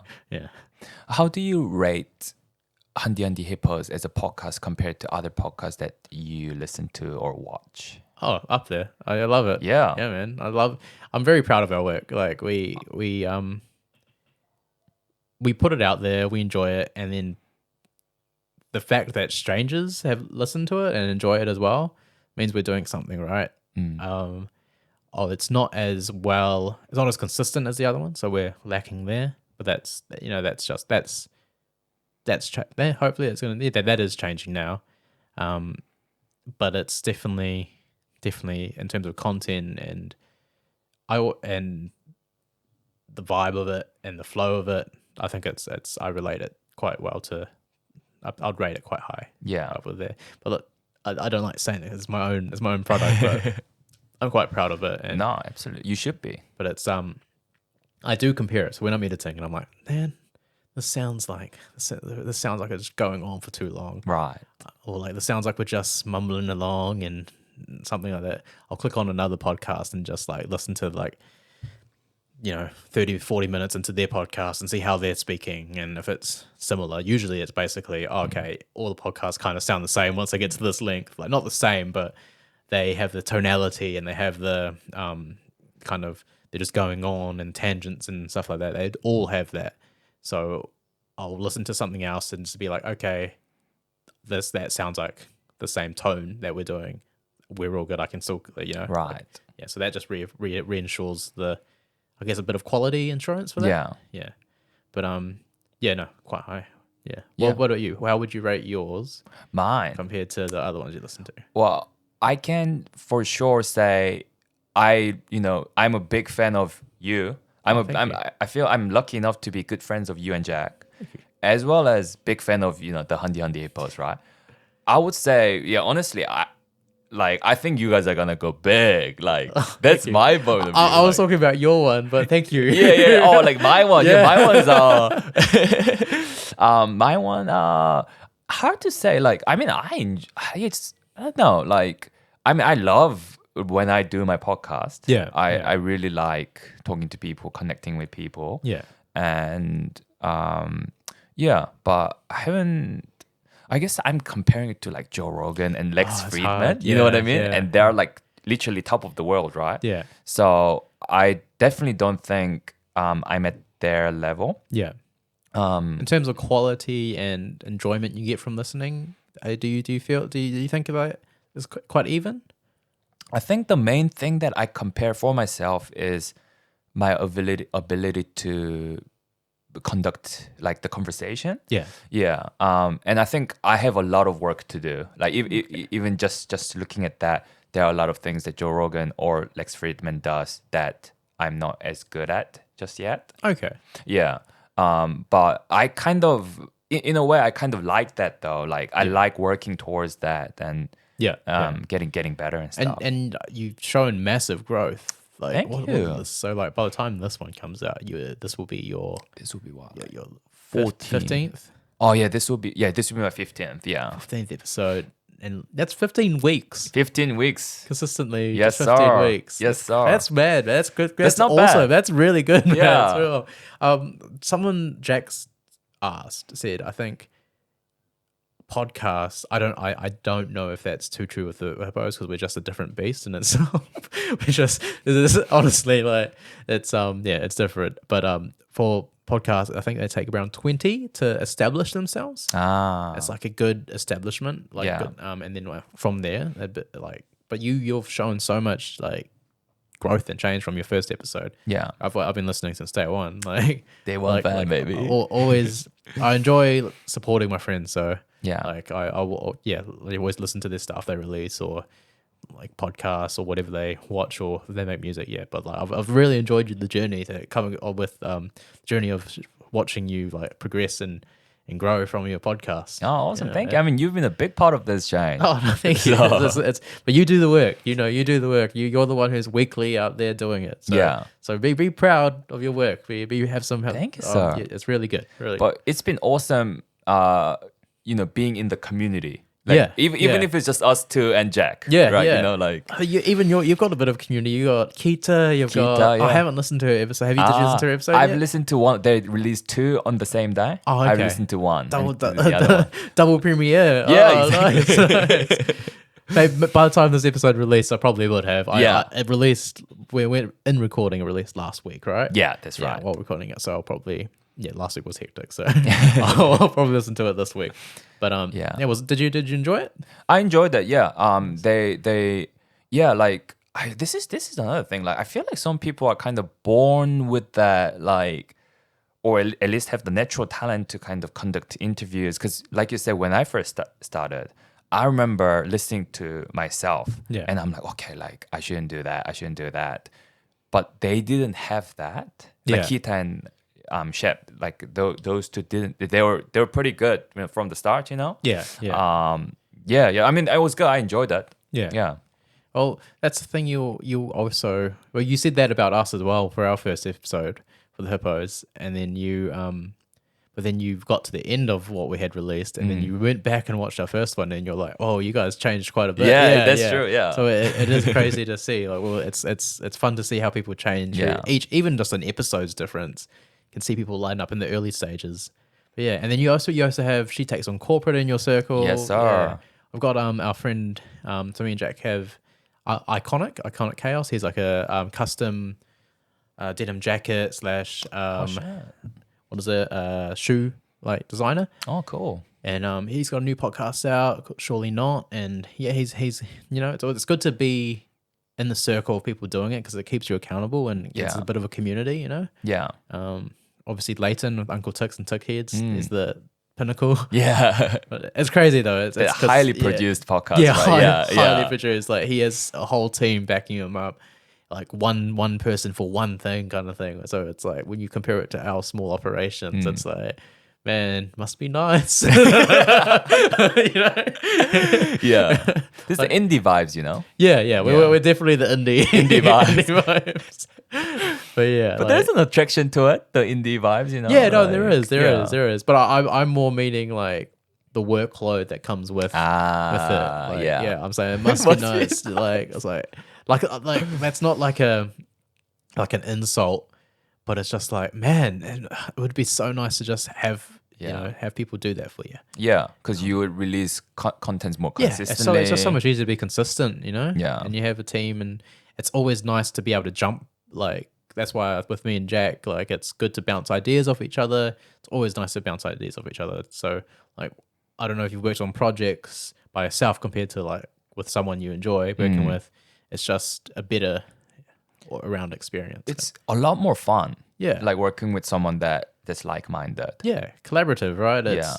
And it's hard because like if you surround yourself with people who aren't really in that space or who aren't as expressive as that, then it's easy to kind of be like, oh, okay, I had this idea, I want to do it, but no one, like I said earlier, like no one has there's not that push to do it. Yeah. So it's been really good. It's been actually awesome to be in a space where like my creative ideas are coming to fruition rather than just being like ideas that I've had and written down and not actually acted on. So, and that's why I'm really expressive in trying to help people just to do it. Just if they want something, if they want to do something, I'm all here for it. I like all my support. Like, let's get it done. Because I'll just be here to bounce ideas off. If you want that, I'll help you with the tech. I'll do whatever. Just like I want you to experience it and enjoy it. So my friend, one of my best friends, Bianca, she's starting a podcast as well and like a content page for paramedics. Yeah. And yeah, and also like mixing in te reo and just the Māori aspect of it for her. And yeah, I'm so excited for her. I'll drop everything to just help her out. Yeah. Because I just want her to, because she's kind of not alone, but kind of alone in Rotorua. Doesn't have that creative kind of field to kind of bounce off. So it's all kind of self-driven and motivated. So I know personally just who can, like what someone helping you and someone as enthusiastic and like-minded can just help. Like I know how much that can help. Oh, absolutely. Yeah. So it's exciting to be. Yeah. So yeah, that's what I mean. Like it's exciting to be in the community with with people like that. But it's kind of like, how all TikTokers and everyone, they all kind of hang out, and why they hang out is because they all have the same, they all like-minded, and they might make different content, but they're all, like, oh, okay, oh, let's do this. Oh, and they will have similar skill sets, and they're all enthusiastic, and they want to see people like each other succeed.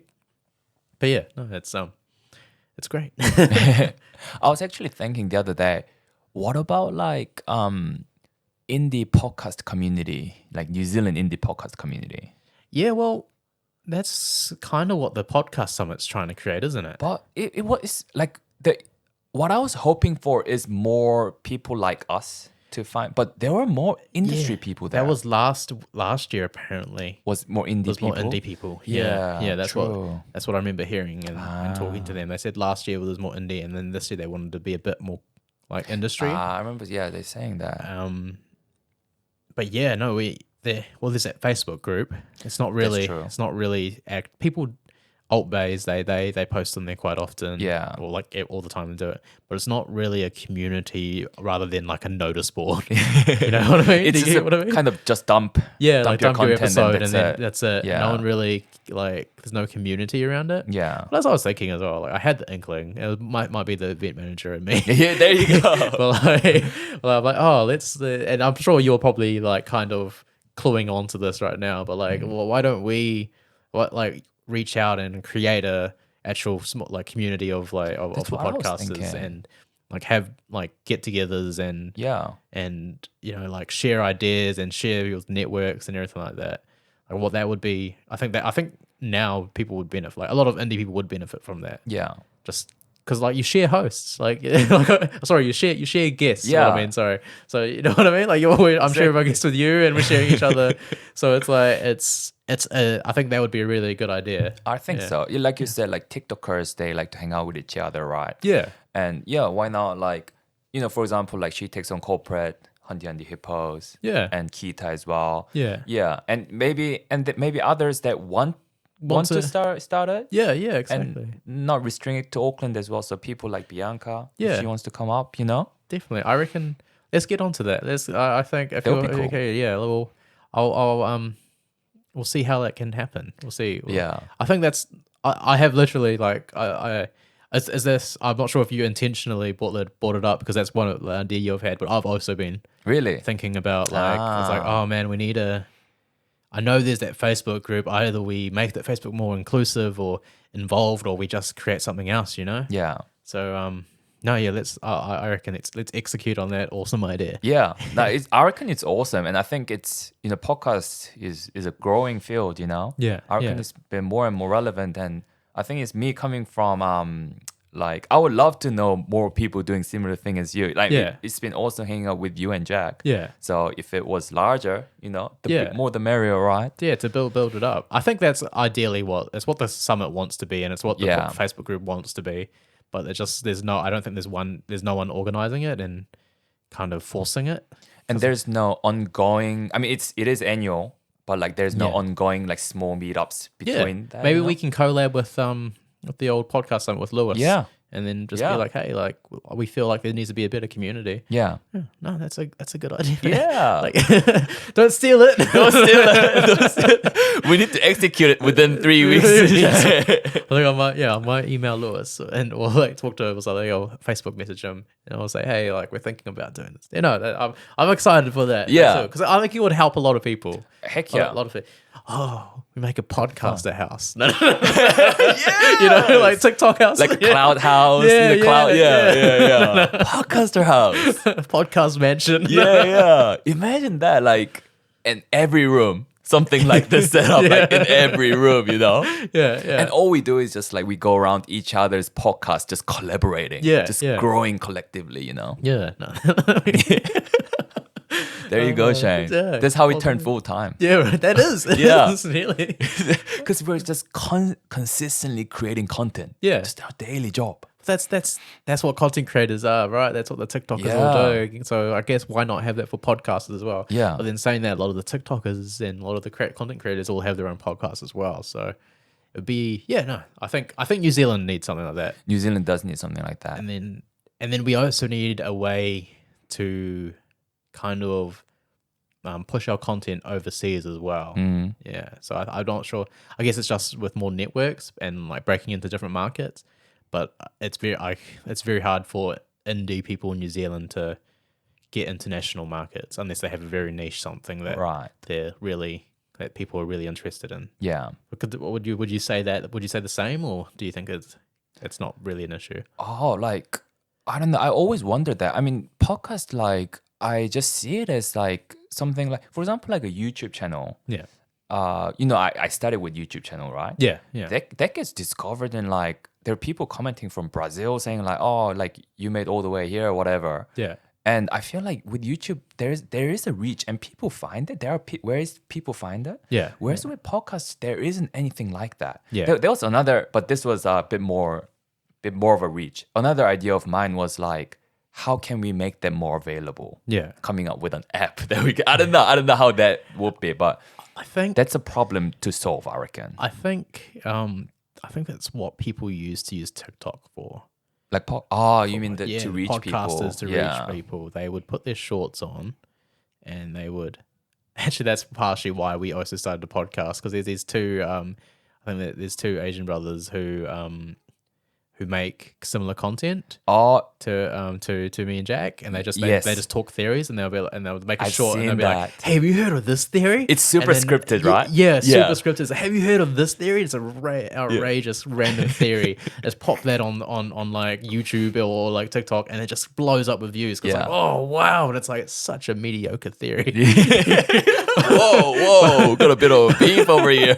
but they're still getting those views, so that's all like, surely me and Jack were like, surely we can do that. Like, surely, yeah. So that's also partially why we started the Hippos as well, because we're like, if they can do it, we can do it. Yeah. Yeah. But yeah, no, I think that's what people did with TikTok. They True. make those shorts, and because it's randomized and its algorithm, it would pop. It got a lot more exposure from random people and reaching Yeah. out. But I think the algorithm, from what I've heard, the algorithm's changed a little bit. But I guess that's all part of the social media content, like content and social. What do they call them?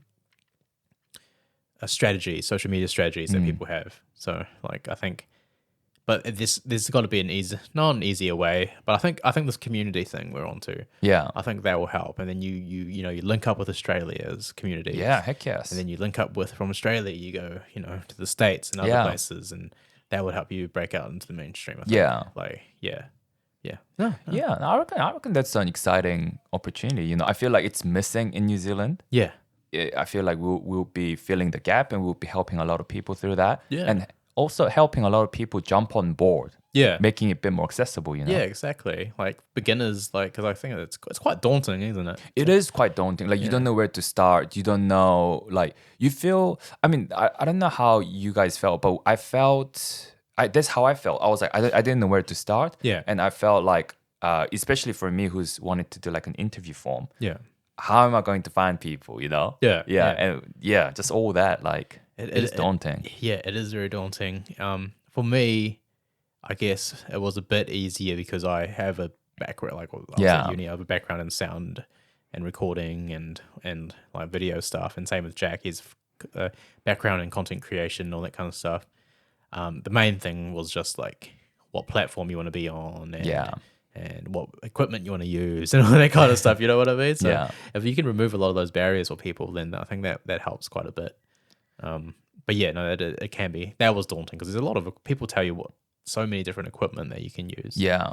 At the end of the day, we're lucky that we had access to like one of the like a good kit, like the Rodecaster 1, Pro 1. But if we didn't do that, then it'd be a lot more hard, like manual work of editing and stuff like that. Like you'd have to treat the sound and all that kind of stuff.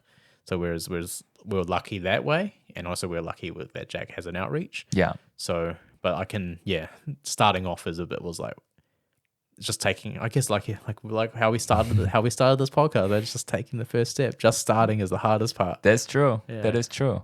Yeah. No, and I think that would be really cool. We should. But another thing though, it is feel like we're already full on with our own podcast, right? Yeah. Adding on another work to that. Yeah.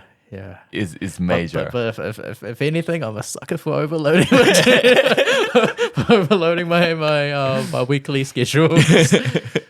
But I think it's quite. I'm not there for the money or anything. I just want to have the community. Absolutely. I think community would be a lot of fun. Yeah, and bouncing off people, and I think that would help. And that, if anything, like really for the first parts of it and stages, it's just going to be an extra message to someone here and there, just trying to gather up and start this community. Like, it's just about messaging. It's all about talking to people. Yeah. So that's going to be the first workload. Then once it's established, we're basically doing like a business plan right now. Hey, don't copy. It's copyrighted. TM. Then the job would be like organizing meetups and stuff like that, and getting people engaged and talking to like industry experts or whatever, or just creating that community. Because it's one thing to creating the sense of community. One thing to create the community, but then it's another thing to create the sense of community. That's true. Yeah. Because people, like you said, everyone has their own schedules and all their own. They're busy enough as it is. What's gonna make them want to meet up and do this stuff? So you just have to have some like-minded people that are committed to it.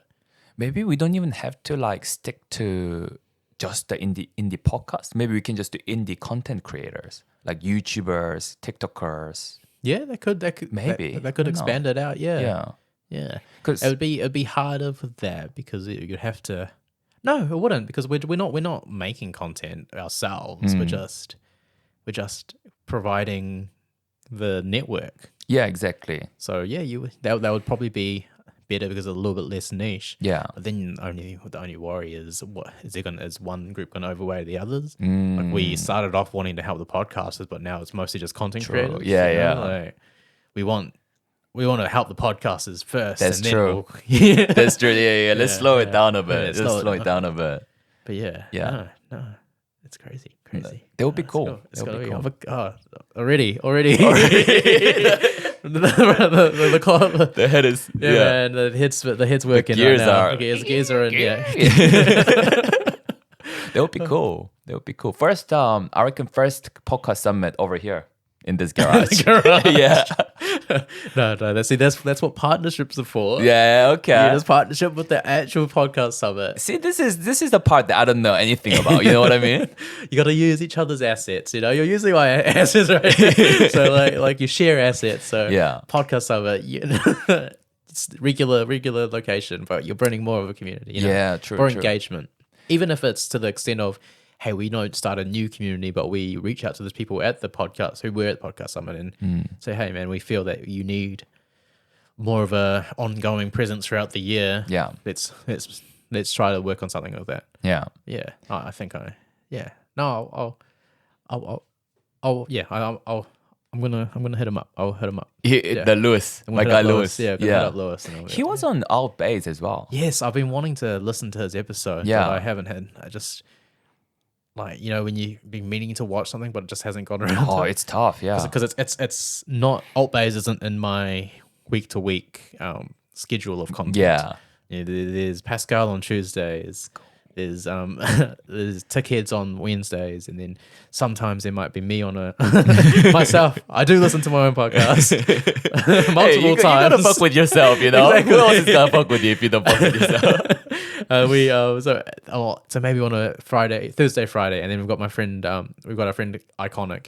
He's on a Thursday, Friday as well. I want to listen to that. He's just starting off as well. So Yeah. so he's only had his 3 episodes out so far. Right. But he's it's good. He's out west in like the Waitakere kind of thing. And he has his own. He built his own little studio and stuff like that. So Really? yeah, That's yeah, cool. Yeah. Well, if it overlaps and we'll see how you are after your surgery. But Yeah. hopefully we can get him in like next week and Mm.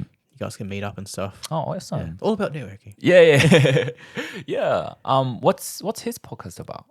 So basically, he's kind of like you. He brings people in. Oh, competitor. He is a competitor, but it's more so of like creatives in terms of like so. His first one was a gamer streamer. His second one was a musician, and That's cool. His third one was another streamer. But it's basically about their creative process, like the creative journeys, how they're feeling about stuff, and general conversation like yours. Yeah. But also kind of his one is, I'm giving him a plug-in already, but like it's like surely not moments. Okay. Like, oh, surely not. Like someone is like, depending on whatever that means to you, but Right. like for him it means like, oh, when someone's like, you can't do that, you can't do this, and he's Yeah. like, surely not, surely I can do this. Yeah, that's the basis of his podcast. Yeah. Yeah. Oh, that's a cool idea. Yeah, it's good, and Yeah. like I listen because I to support, and I like supporting like people who supporting friends and supporting like, indie podcasts out there. So yeah, I gave a listen, and Yeah. he's doing pretty well. And I feel like as creatives, like there will be a lot of moments like that when you are kind of paving your own path, right? Like Yeah. Yeah. That's basically the ethos of it, like paving your own path and just basically. And he like say, surely not. That's surely it. not. Like, Yeah. Well, part of the community. We'll make that community, bro. Let's- You'll meet him soon. that's true. What would we call our community, Shane?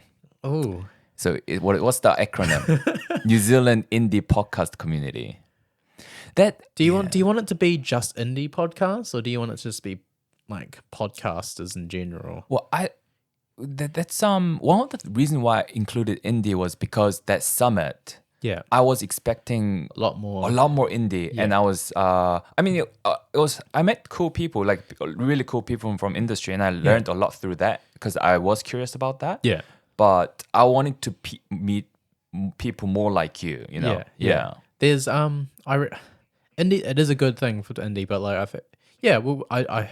feel like we should open it for anybody who You think wants so? to, because we would benefit. The community would benefit from That's some true. bigger players in it as well, That's true. who are interested in helping out other smaller ones. Yeah.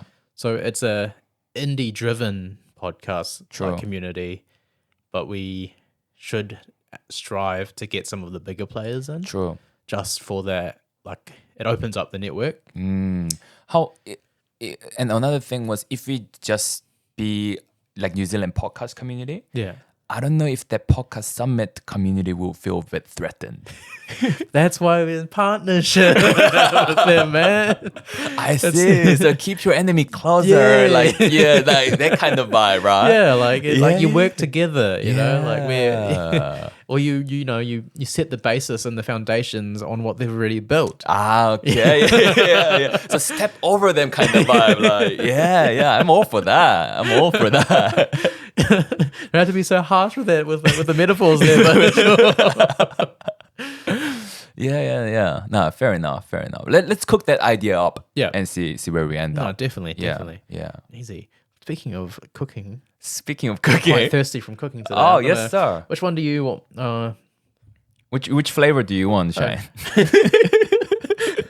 We got a lot of selections there, Would I right? like lemonade or lemonade? I'm gonna try with this crisp apple first. you want and then I'll the finish. yeah. Is there crisp apple? What do can I have some crisp apple for you as well? Eh? Yeah, I got but you got the left one and I got the right one. I'm left-handed. You are left-handed. Yeah. Ah, the creative. Yeah, you that's know? what they say. Yeah. That's what they Oh, say. cheers, Shane. Cheers.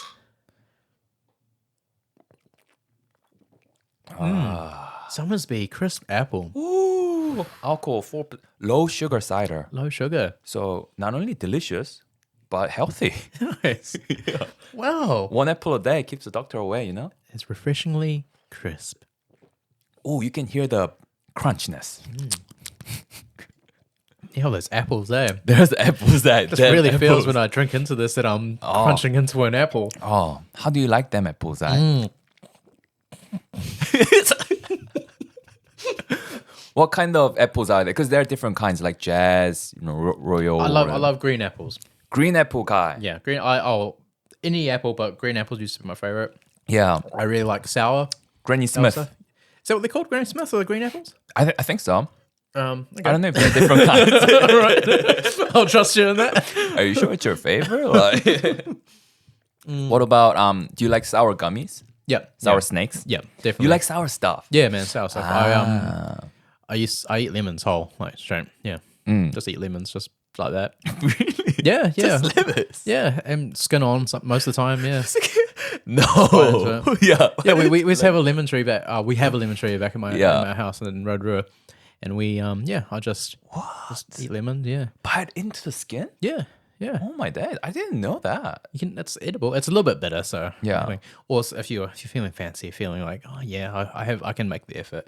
You peel the lemon, Yeah. and then you'll eat it like that. Damn. Sometimes you put a bit of salt on a plate Okay. and dip it into the salt, or you cut it into slices and then dip it in salt and stuff like that. Yeah. It's quite nice. Apples with salt as well. Apples with salt? Yeah. I haven't tried that. Yeah, it just cuts it a little bit. It just cuts the sweetness / sourness. Yeah. And it's have you ever had shots or tequila shots? Oh yeah, lemon. So lemon and salt. Like, yeah, so that's the whole that's the vibe. It's not that I'm doing shots, but like that's the taste profile that you get from it. Yeah. Yeah. But anything sour, and like we weren't the most let's say we weren't the richest people growing up. So sometimes I wouldn't have proper lunch or something like that. So or like I didn't have time to make a proper lunch. So we would just run in, grab something off the trees outside, and then a lemon, a feijoa or something like that, and that'll be my lunch for the day. Organic. Yeah. Organic stuff. So yeah. So that no, definitely. Not for everyone, but yeah, I love lemons. Apple and peanut butter is delicious. Apple and peanut butter. I Yes, can sir. imagine so. I think I've had it once. I think it was on like a board or something like that. Okay. I think it might be like an American thing. Is it? I think so. I'll just trust you on that. Yeah. But yeah, no, I've had it on one of those. What do they call it? Not a Like a cheese board. like a cheese board kind of Yeah. thing, and I think it was like a dip. And I was like, Yeah. it's quite nice. Yeah, it's very. I love apple and what is that? Peanut butter. Apple and peanut butter. What kind of apples are you? Are you a I'm green a, apple? I'm a jazz apple guy. Jazz apple. I'm a jazz apple guy. okay. Crunchiness. Yeah, I do like. I do green like the apples. crunchiness. You do as like the well. I do like crunchiness. That's why I prefer the green apples have the crunch as well. Yeah, they do. I don't like this when you bite in. It's like it's crunchy and then it's just soft and you're like, oh. like, was this frozen beforehand? You know, Is this gone off? yeah. Like, I remember having that once. Happened Yeah. to me once. Yeah, I was disgusted. Yeah. I mean, I ate it. I still ate it. I still ate it. But yeah, it was not a pleasant experience. Yeah. Oh, okay. Do you like sour things? I do like sour things. Yeah, sour gummies, sour snacks. I fuck yeah. with those. But I like gummies. I like Okay. those chewy things. Yeah. Do you like it because of the texture or the taste? But bit of both. Bit of Bit of both. both. Yeah, Yeah, I like yeah. the sourness. A bit of a challenge, right? Yeah. Bit of a challenge. I like Yeah, that. But I really like chewy things. Yeah, So I like gummies and things that I Yeah. like chew on. I like there was these sour lollies down in Queenstown from the Remarkables like sweet shop, something like that. We went down at the start of the year for my friend's birthday, and my brother was like, "Oh, try this." I was like, "Oh my god, you're gonna lose your mind. These are really sour." And I was like, did it, and I was like, "Oh, that's sour. That's nice. Yum." It's like one of those sour balls that you just kind of have to suck on. Oh yeah. And I was like, "Oh, this is really nice." And they were like, "Oh, what? How are you? You're not even making a face. You're not even making a face." And it's like, "Oh, it's sour, but like it's not like like it's not like that." But yeah, no, I can. I've got a good tolerance to sour. Oh man, like if you grew up eating lemon with the skin on. Yeah, man. What about this? Kiwi fruit. Do you peel the skin? Do you like scoop it out using? Depends how I'm feeling. Like sometimes if I don't have utensils around or Skin on. Yeah, I'll skin on, but it's sometimes it's very like so you don't really want to. So yeah, I'll try to scoop it out, but I've eaten the skin like multiple times. Yeah. So nothing too bad. Yeah. What about you? Are you skin? Is there anything that you do eat the skin on, like that you shouldn't? Oh no! Like now, recently I started eating kiwi fruit with skin on. I Okay. used to never eat that. And why recently? Why recently? Well, the thing is, I got into eating kiwi. I heard kiwi fruit is one of the superfood. Okay. Yeah. So I've been eating like 2 a day. Yeah. And sometimes you get kiwi fruit and it's like not fully ripe. Yeah. So you try to scoop it out, but you end up losing like 50% of the meat in there. Yeah, you do. Yeah. Because it's like so tough to, right? Yeah. So that I'm like, I don't want to waste it. So I started eating the Same. Yeah, you don't want to waste it. I don't want to waste it. Yeah. I'm a bit of a cheap bastard like that.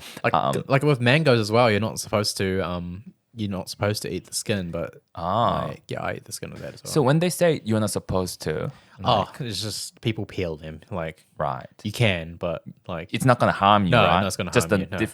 bad texture or whatever, right? Yeah, harder texture. Yeah. Watermelon Watermelon? Oh, yeah. with the skin? No, Okay, no way. okay. No way you can do that. I've eaten watermelon skin before, but like Yeah. it's not. I don't go out of my way. I'll be like, pumpkin skin? Do you eat pumpkin skin? Pumpkin skin. When you have, like, roast pumpkin? No, not really. Oh, do you like pumpkin? Are you I like pumpkin soup. I don't actually have pumpkin that often. okay? You know? Do you? Yeah. Oh, It's a bit of an effort to. not recently. Not this year. I haven't had much pumpkin. Yeah. I think it's been pumpkin's a winter vegetable, isn't it? Oh, So, it it? should Yeah. should be out, but I think it's just been expensive this year. Halloween. I don't know. Yeah. like- It'd be so like- fall, autumn. That's going into their winter, right? Yeah, So, that's so right. it'll be so Cold, maybe it's an yeah. autumn one then. Yeah, that's true. Yeah. So That's yeah, it true. should be, but no, not recently. But like roast, I roast pumpkin. I'll eat the skin.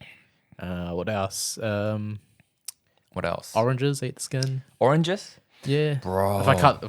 yes and no. Yeah. It's literally like sometimes I'll eat it, sometimes I don't. Like it's like I'll cut the oranges into like like the mouth guard shape, the wedges. Yeah. I know shapes. The geometry. Well, wedges, and then you'd eat it, but then sometimes I'll just like eat the skin as well. Yeah. You know what I eat the skin of and I need to stop doing? Inside of my mouth. Oh, I was about to say human. yeah, basically. But And my so- my own skin. This is like because you like chew, like the It's inside? like I kind of get like just the outer layer of it and it gets all stringy. Do you know what I mean? Have I you done that before? It's a bad habit. the inside of my your Inside mouth. of my mouth, yeah. I'm just trying to think. I can't really. Like I bite it. You bite it, and I then bite it it. peels, and then Yeah, I bite it and then so I go like I move my mouth like Yeah. Yeah, for those listeners, just come back and watch this. You know, there's no way I can explain this. Very audible segment right It's here. an ASMR session right here. But yeah, I like move my mouth like that, and then bite a little bit with my teeth, Okay. and then I move it back to normal, And then you would peel it off. and I peel it off, and there's like some skin sorry. comes out of it, and then I chew. It's a weird thing, yeah. Oh, but okay. I think I remember I do that when I'm a bit stressed. I do that with my lips. You with your lips, yeah. Like, A lot of sometimes people do that, when, yeah. When it's cracked and dry, sometimes I'll be like, and then like peel it off. And Yeah. Not that I'm intentionally trying to eat it, but it's just like It's there. peeling that skin off, and then Yeah. it just goes in my mouth anyway. Oh, bro, you know what? What I've seen someone do that kind of shocked me. Unless you do it, then it's normal. Okay. Well, you know, a lot of people bite their nails, which is quite common, right? Yeah. Yeah. So all good. So I saw someone. We were in a lecture together, and I was sitting next to them. They were biting their nail. I was like, oh yeah, whatever. I don't do that, but you know, I've seen a lot of people do it that. nervously, yeah. Yeah. And then I heard that like the nail breaking off, so they they bit it all the way through. Yeah. So they like basically like cutting your nail, right? Yeah. They bit it all the way through, and I'm like, oh shit, like nice. And then we're like watching the lecture together, Nice dog. and I heard him crunching on the nail. Oh man, okay. There was. I've chewed my nail to the point where it's like come off, like Yeah. and then like you know like kind of cutting it, but I've never Chewed on the nail. Yeah. eaten my own nail. Yeah. Oh, there was like, you're thinking about it now, like, the crunchiness of it.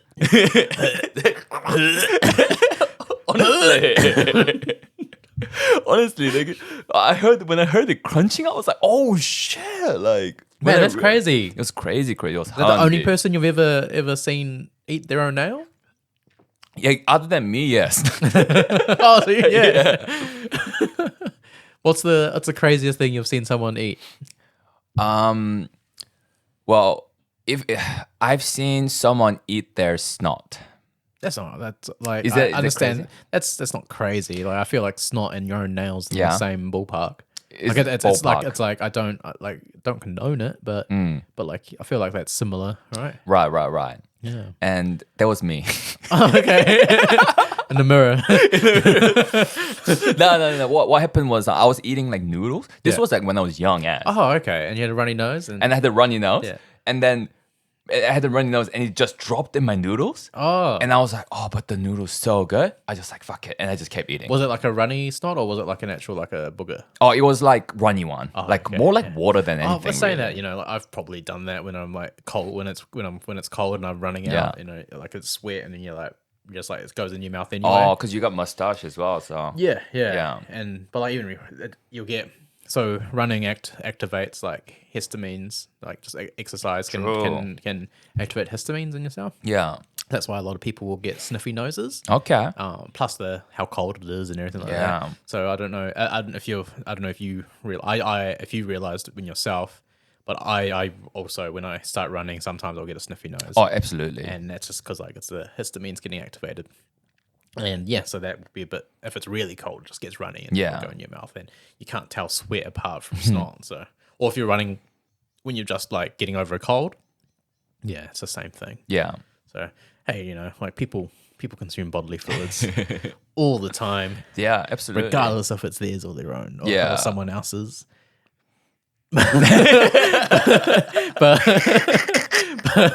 But you know, it's definitely a normal human experience. It's an everyday experience, you know, Yeah. like happens every day. I've seen someone attempt to drink their own piss. Fuck. So would that be a lady or a gentleman? Don't know if you can call him a gentleman, but he was a man. It was a man. He took his genitals out. Okay. And Good then- first step. Yeah. So he didn't pee into like a cup or anything. He Oh, tried that to was my pee. next He question. tried to pee directly into his mouth. Just trying to get the full picture here. But like the way the PP is positioned, you would have to you have to curve it a little bit and like Yeah, sort of well, you create have to some be angle. like to be like Like, yeah, you Like, have to lean forward. Lean forward and open your mouth. Open your mouth and tilt your chin. This is what he was doing. Yeah. He was standing up as well. Yeah. And it was at night time, so we were around a bonfire, and he was like, "Oh, I can do this." Went like behind us, and we're like, oh, "We don't want to look. Go, what are you up to, bro?"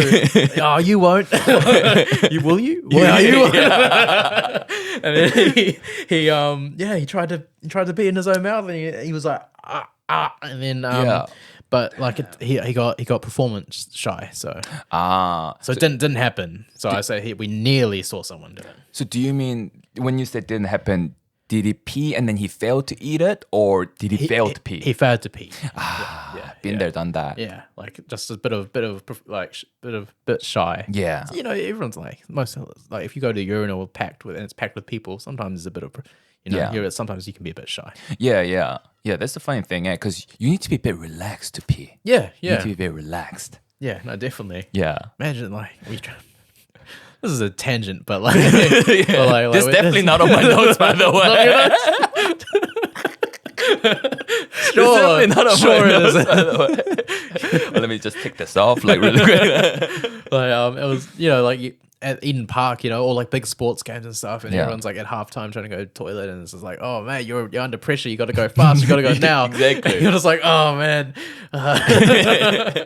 But that's relatable content for the men out there. For sure, yeah. And I'm sure women as well. Yeah. Even maybe more for women. Because they got more time pressure. Yeah. Big The line's line. longer. They have the privacy of a cubicle though. They don't have to stand shoulder to shoulder with a whole bunch of strangers. That is true. That's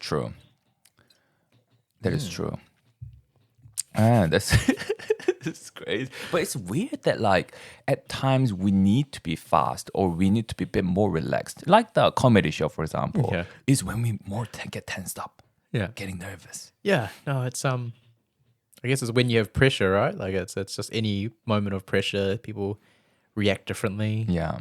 I guess if you're more prepared, you're going to be less stressed. Yeah, it's just so many factors, and everyone's different. You can't really have a rule of thumb for how people are going to react to a situation. Yeah.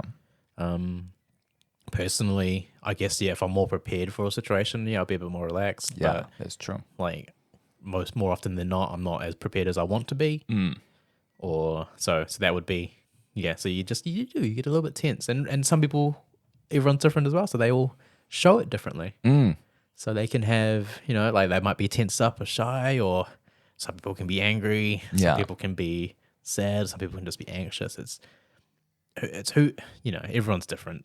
Me personally, I probably, it's more internalized than, I don't show it as much. Right. Like externally, but it's internally how I'm feeling. And I think someone who's seen that more just because of just proximity would be Maddie. Yeah. Because like we're just in each other's space all the time because you live together as a couple. So yeah, she probably sees that side of me a lot more than anyone else does. You being like stressed out. Yeah, and, stressed or anxious about stuff because I don't really try to burden myself, burden others with my feelings or that. Like I'll share how I'm feeling. I'm very open. Yeah. Like if you ask me anything, I'll let you know. But it's definitely I try not to burden people with how I'm feeling on that situation. Like I'll separate that from like the relationship. So if I'm feeling real anxious or something like that, I won't take it out on you. Like I might say, I'm feeling anxious, but like that's for me to internalize. But I won't act out on it, but I just won't unless I really need to share, or if you ask, then I won't be like, oh man, I won't bring it to the forefront right now. Yeah. But no, that's just how I operate. Yeah. Different ways for people to deal with stuff like that, right? That's why everyone's different, and that's why this your podcast is a great way to delve into that. Yeah. See, I'm sure you've seen everyone's personalities and how they talk, and how some people will come to life, some people will close up on the mic, and so conversation wise, and different topics people will shy away from and stuff like that. I definitely like on this. I will shy away from some topics mainly because like I don't want to bring it onto your podcast to be a down buzz, but that's so like that's the main reason. Like, but if you are like, I'm very open and like anyone you are like anyone you even when I first met you, I'm sure you could tell I was very open. Anything you asked, so I'm very open. But yeah, I just won't go out of my way to be a down buzz to you. I won't overcloud your like how you're feeling with how I'm feeling. Yeah. Honestly, like just like the name of my podcast, anything goes, Shane. Anything goes on my podcast. I know. If you ask, anything goes. But Yeah. If you ask, like what is it like? The comedy thing on Snot on Friday. The thing about her mum's like major down buzz. So you don't want to be that major down buzz. Oh man, that was good. Yeah. That did you enjoy that? I love that. It was good, bro. It was good. I know that. So we went with Kevin. That he's one of your previous guests. Yes, sir. He, he's quite. He's like, if you weren't there, he would have shouted out some outlandish recommendations. He should have done it anyway. he's quite I guess controversial with his sense of comedy, sense of humor. Yeah. So he would have tried to challenge him and stop them out. But he enjoyed it as well. But it was good, man. Crumb, the guy with glasses. Yeah. David Radcliffe.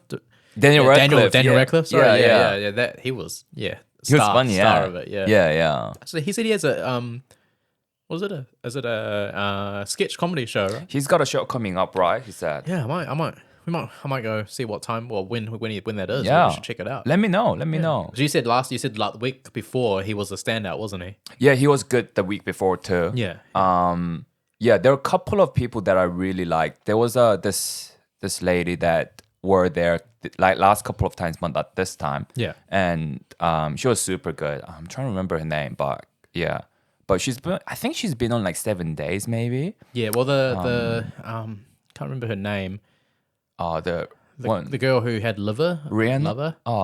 And changed into liver. Yeah. She's also on 7 days. Oh, true, yeah. She's been on 7 days a few times. Yeah. And the one that had jorts on. Yeah. She was on 7 days. She's been on 7 days as well. Yeah. And Viva la Dirt League and stuff. Yeah, that's the one. Yeah, that's the one. Yeah. Yeah, man. It's good to see though. It's good to see like them all in the industry and like them thriving as well. Absolutely. Yeah. I remember you don't know who David Creos is, but I remember when we were first doing like our stand-up runs, he was doing open mic stuff as well. Is that like 7 days person or? He's been on 7 days, I think. Yeah. Once, twice. Okay.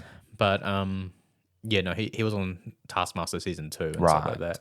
So he's just he's one of the he's the face of Burger King at the moment. Okay. If you've seen the Burger King ads. Nah. Oh, okay. Well, anyway, funny comedian, very alternative humor.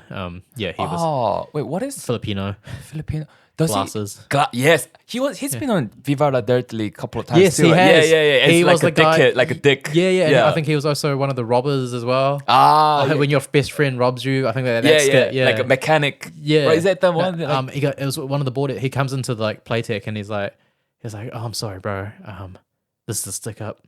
You could give me all your money. He's like, you've been my best mate for years. Adam, right? Yeah. Sorry, man. There's nothing personal. You just got to give me all your money. And then isn't he like, and then your job too or something? So that's him.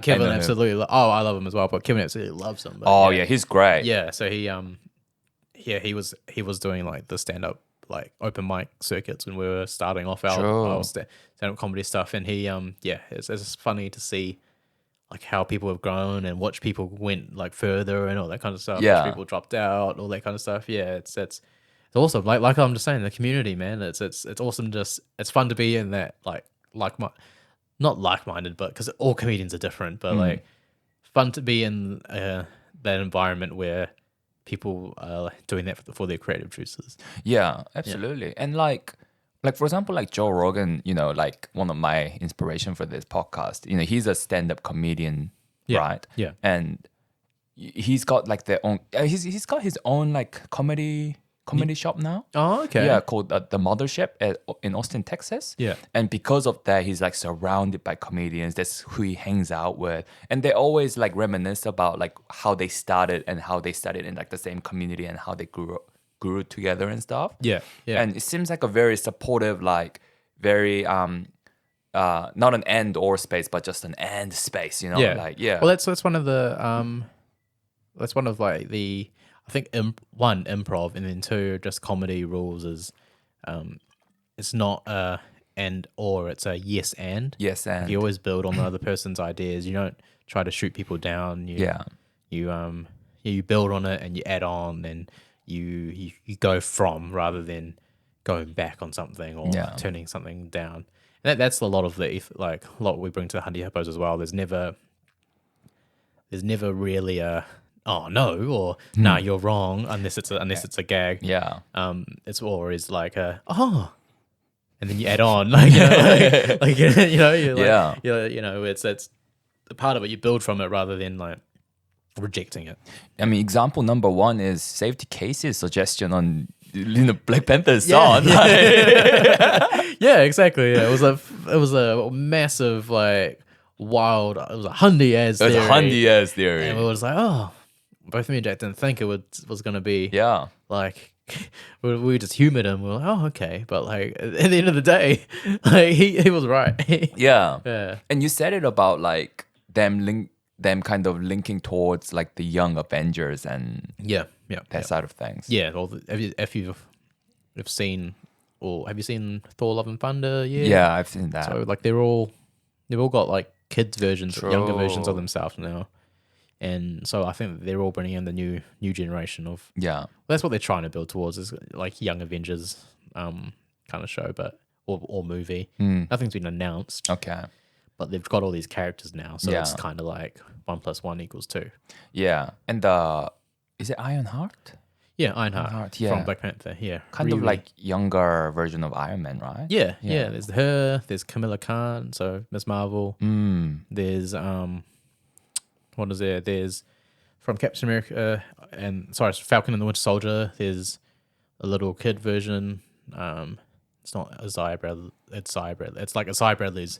One of the is Black Captain America's like grandson, and then there's Kate Bishop. She's younger. She's like Spider-Man's kind of young. There's Sariwi's like Iron Man. Who else is there? There's Love from Love and Thunder. So Thor's like daughter now. Right.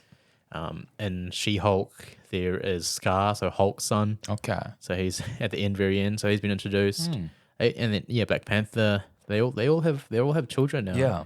Yeah, so it's kind of like, oh, it's gonna happen. Yeah. Oh, WandaVision, who got 2 kids kind of thing. True. You know, Wanda from like Doctor Strange. Yeah. Her 2 kids actually, you know, Billy and Wiccan. I forgot. It's Billy and someone. Okay. But yeah, they're young Avengers as well. So yeah, they've all got young counterparts on themselves. So we'll see where it leads, but everyone thinks it's gonna lead to a young Avengers kind of movie or show. But yeah, who knows, because it's all up in the air now. I'm not sure if they have like a solid.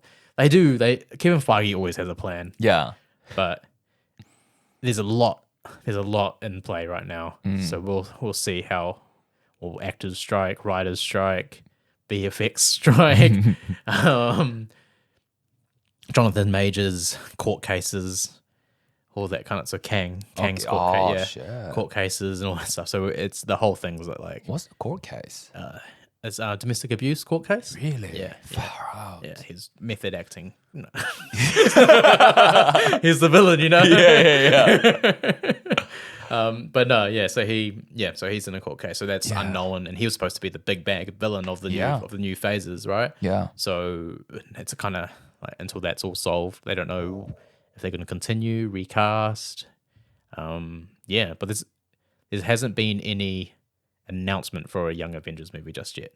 Maybe this is the downfall of Marvel, Shane. Oh man, no. What do you reckon? No. Nah? They'll either recast him. It's going to be a halt. It's definitely going to be a halt, but it's not going to be a downfall. Nah. Yeah, it's like they're going to finish off. Secret Wars is going to like that's the like final Avengers movie that's been slated for like 2025 or something like that. Right. Not the final, but the last one they've announced for now. Yeah. Like that's going to be huge. Yeah. Yeah, that's like the Avengers movies are going to be huge regardless. Yeah. So we'll see from there. Yeah. Everything else in between, who knows? but those two are going to be massive hits. Deadpool 3 is going to be massive hit. True. It's gonna be massive. Fantastic Four, they have to get that right. So, Okay. That's in the works already? Yeah, It's coming out? it's got some casting decisions already, I think. No, nothing confirmed just yet. There's a lot of in talks. Right. But yeah, no, that's well, maybe by the time this is out, Yeah. it might be. But yeah, that's going to be big as well. Yeah. Yeah, they have to make that because Fantastic Four hasn't been properly represented in movies. The last two iterations where Fox had them, so Marvel has to really say, we know how to do them right. This is a better version. That guy John Krasinski, is it? Oh man! Now that you got his name wrong, I know. Krasinski. Krasinski. Yeah, Michael. Yeah, no. John Krasinski.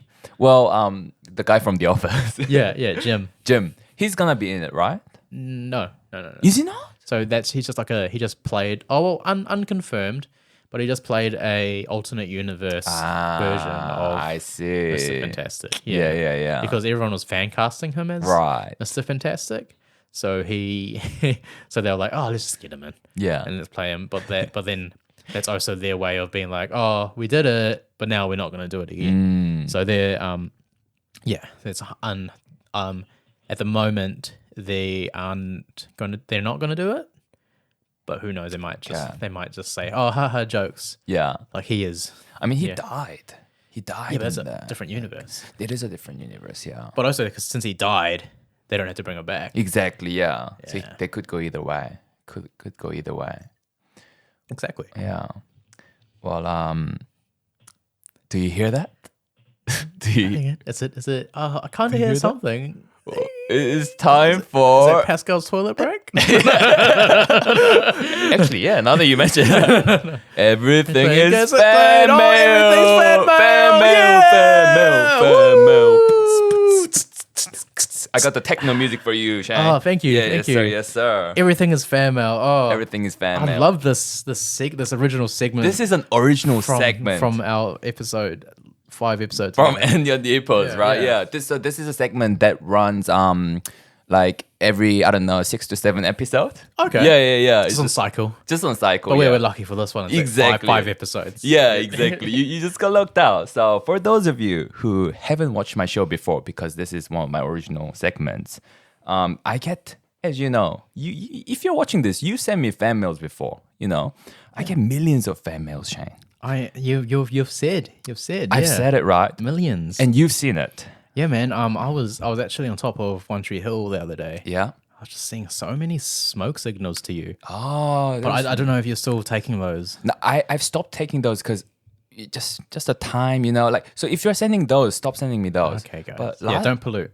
But yeah, don't pollute. Like last time I was there, when I was taking in smoke signals, I read one that was saying, and I was like, it was saying, and I was like, what's going on? Phonetically, where does that come from? Do you know what language that was? Well, like that was what I was wondering. In English, it said, right, yeah. So I was like, okay, that got me intrigued. Yeah. So I went to it. Yeah. And it turns out it's just a fire. Oh, yeah. Okay. So it was a bit of gibberish. Yeah, bit of gibberish. It was a regular fire. Yeah. So that was my bad. But yeah, I get millions of fan mail. So in this segment, I picked out some random fan mails. I think this time I picked out quite a bit, about 4 or 5. Okay, awesome. Yeah, this is all random. I drew it from a hat. Yeah. So these are fan mails for you, Shane, because I asked the audience. Yeah. So on the socials. Yes, sir. Thank you for sharing. I said, Mr. Shikishane from the Hundy Hundy Hippos is coming on my podcast. Yeah. In this rare occasion, right? Ask something that you've been wondering this whole time, right? Yeah. Get your wisdom. So here's the first one. Here's the first one, Shane. Mm-hmm. This one's from Instagram. Username Lift Laugh Loft. Lift, laugh, loft. Lift Laugh Loaf. Love, LOVE. LOAF. Oh, like loaf of bread. Loaf. Loaf. Oh, yeah. Okay. Hey, Shiki. Massive fan of your podcast, man. Your breakdowns on movies and series are like the ultimate pre-workout for my brain. Got this crazy question that's been pumping in my head. Imagine you are in the Naruto universe. What kind of insane power would you flex? Like, would you be slinging jutsus, summoning beasts, or going all sage mode? Gotta know, bro. I'm betting your choice would totally crush it and open up a whole new level of gains in the Naruto discussions.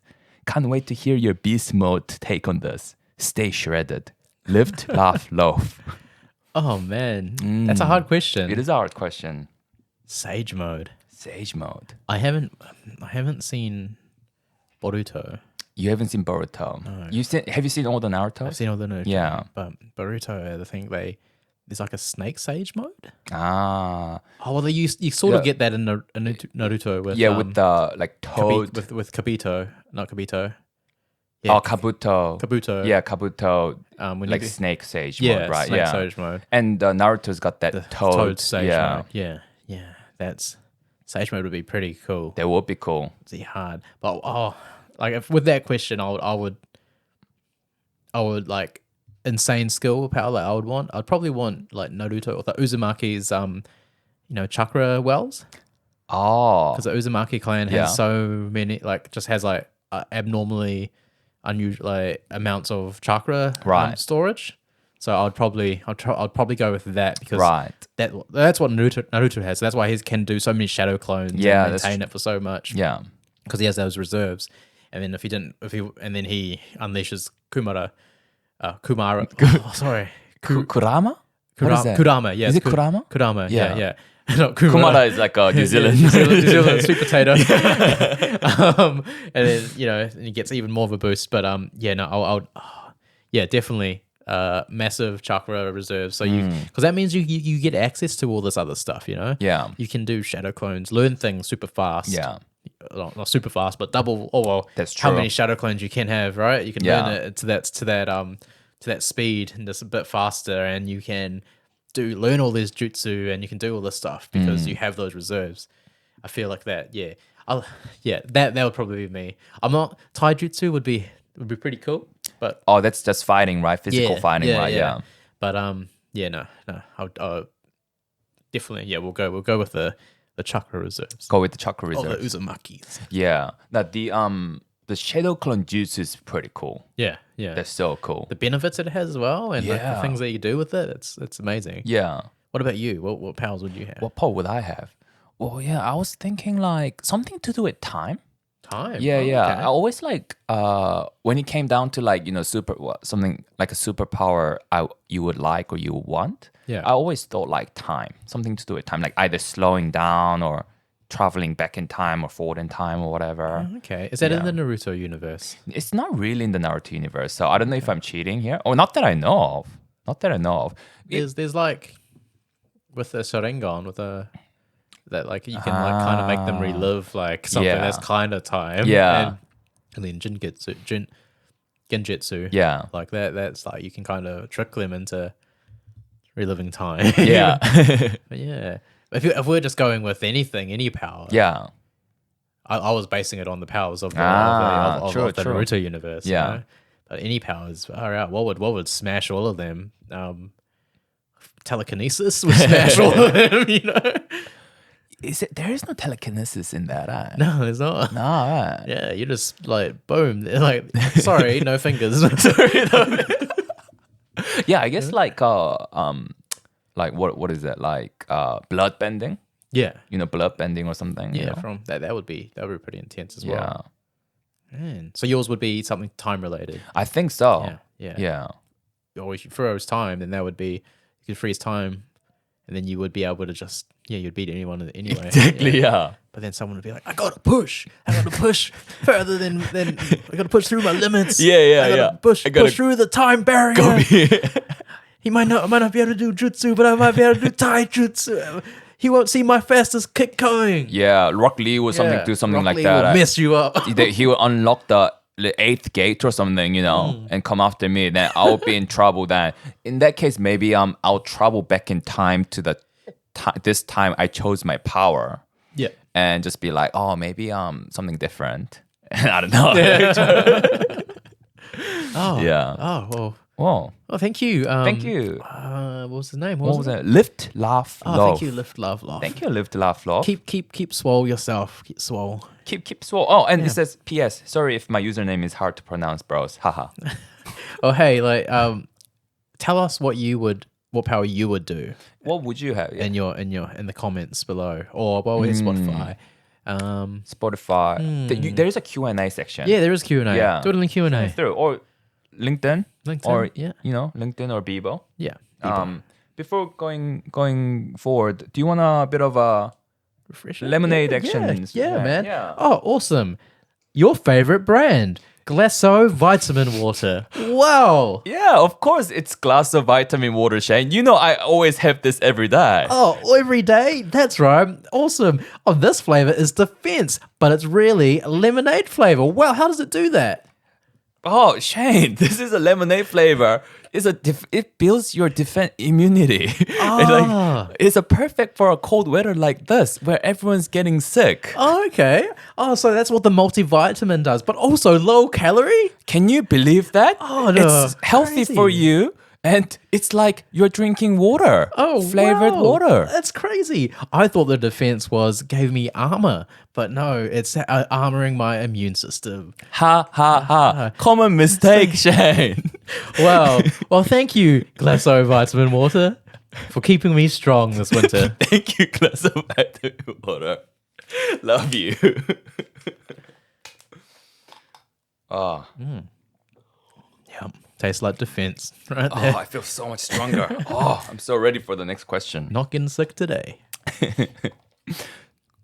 This one's also from Instagram. Oh, awesome. Yeah. This one's from an Instagram named Nephew Josh Tai.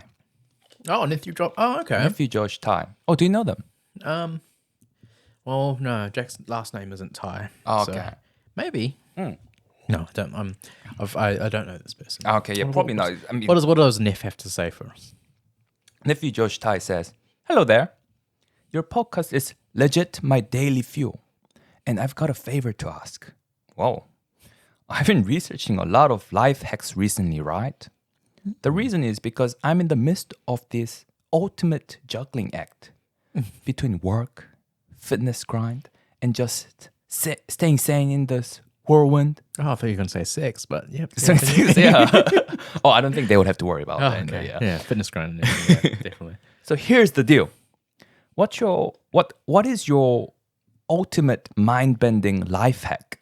The one that transforms regular folks into efficiency dynamos. Ooh. You've got that, is it Midas touch? Midas touch. Midas touch. You know, the guy, the Greek guy that turns everything to gold. Into gold, right? Yeah. Midas touch.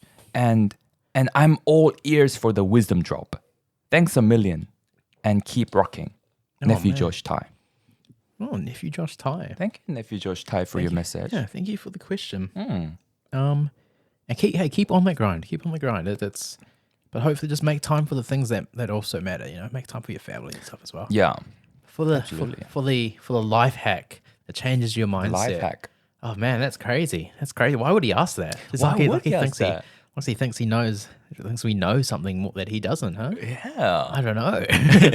I reckon just peel back your organization schedule. Organizational. I am struggling with this word.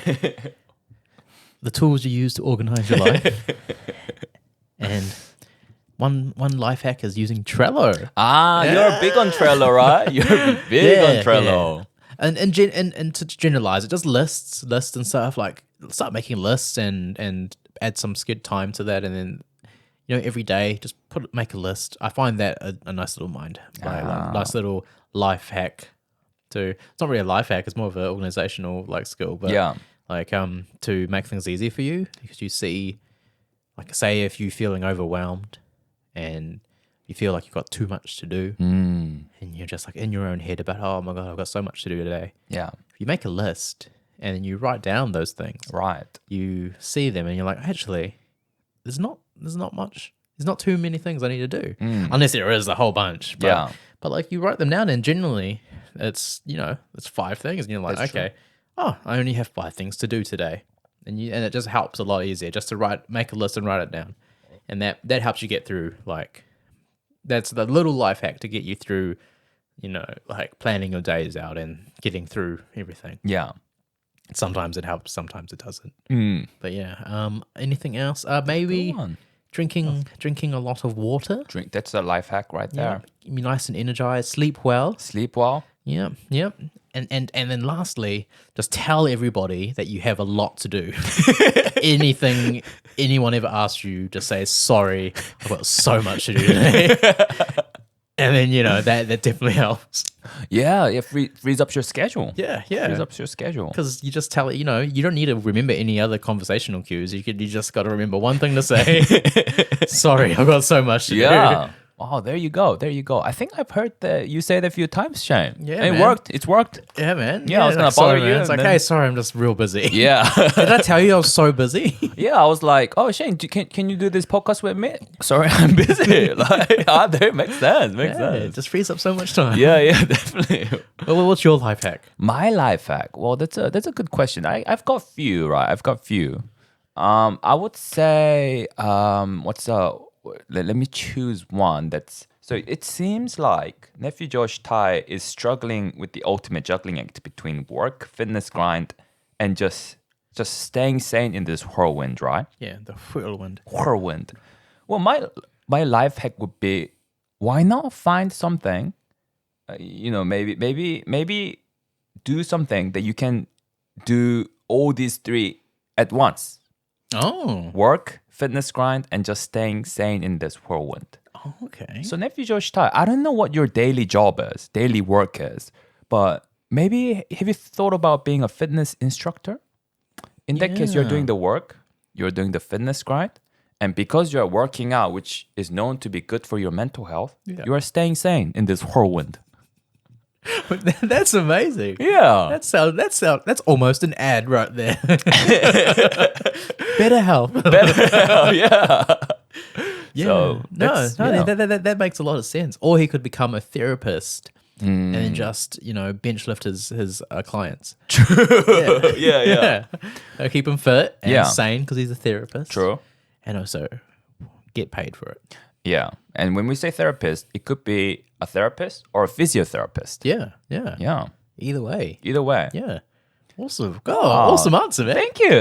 You too. Thank you. Oh, thank you for your message, nephew Josh Tai. Oh, thanks, Neff. Thanks, Neff. Hope you're well. Hope you're well. Oh, they say, please call me Josh. Please call me Josh. Sorry, Jack. Oh, he said Josh. Oh, all right. Yep. Yeah. Maybe let's come back in 2 weeks and correct that. Yeah. The third one is from on Instagram again, guys. You can also reach out to me on LinkedIn. You know that, right? His pigeons are doing literally nothing right now. These pigeons are chilling. These pigeons are having They're a smoke. on the clock. like- Yeah, smoker right now. Oh. Well, this one's from _Peter _Park _Core.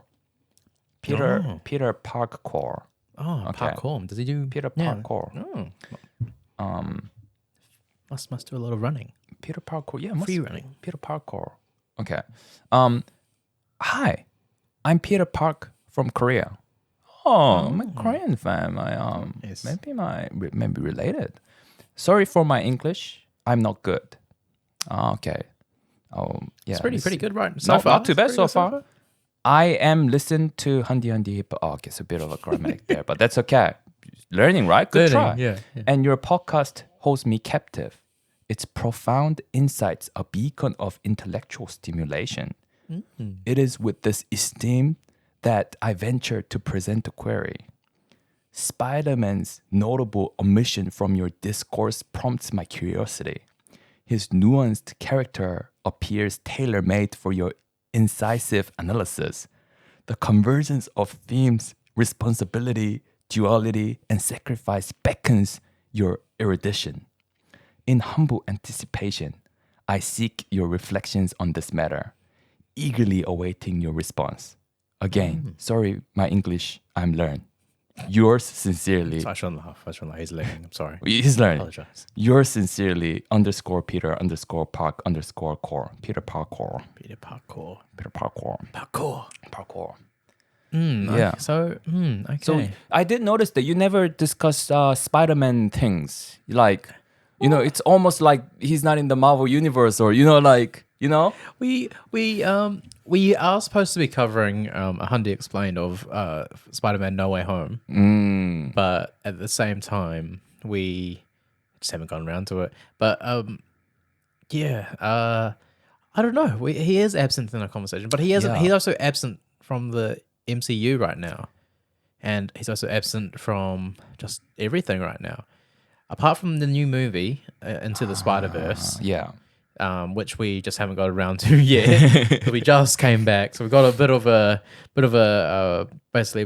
There's a lot in the pipeline in terms of movies to cover, but he is a fan favorite. Yeah, and we love him. I love the Spider-Man games. Have you PS4? Spider-Man PS4? Yeah, I've seen the games but never played. Yeah. Oh, you get motion sick. Yeah, that would make you so motion sick. Swinging through. Yeah, I can't. Crazy. But like really good games, and we'll cover that as well. But cool. The reason why is just because we just haven't gotten around to it yet. Like it's he's a very important character. He is supposed to be in one more MCU movie. Okay. The Tom Holland one. Spider-Man.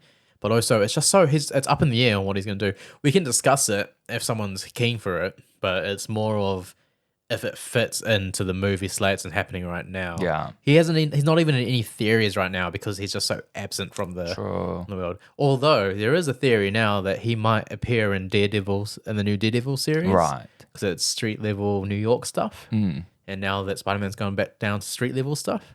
So we might see him in there. But other than that, it's just I understand what you mean, like his responsibility, duality of it. Yeah, we even spoke about it in the last podcast with you about how the great responsibility with great power comes with great responsibility. Yeah. That's how I live a lot of my life. You got power to help somebody, you do it. Yeah. So it's a bit of a faux pas that we haven't got around to him just yet. But stay tuned, I would say. Yeah. Yeah, there's no real explanation to why we haven't. We don't hate him or anything, and we don't know who's behind the mask. Like for some reason we just don't know who the person is. We know him as Spider-Man, but who's the secret identity? I don't know. It's sort of like our memories all got wiped, something like that. But we'll see. We'll see moving forward. Maybe he will reveal his identity to us all. True. Yeah. Maybe become a guest on your podcast, Yeah, even. maybe reveal his identity then. Yeah, exactly. Yeah. Hopefully. We'll see. Hot scoop. There'll be a hot scoop. Yeah. Yeah. No, it's just in your Hundy prologue episode, you said I think at the end of it you were saying if there's anything you would the audience would like you guys to cover, send it through, and you say you'll cover this, and say even Spider-Man.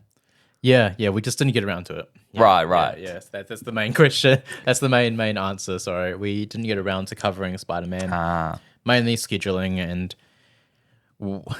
staying relevant in the what's it, algorithm. So Sure. we did Moon Knight. It was coming out week to week. Yeah. Did other movies that were coming out, movie shows. So, but now with our new system, we're hopefully going to have a Hundy episode, and then broken up, and then another, and then we'll have a Hundy Explained, and then a Hundy episode.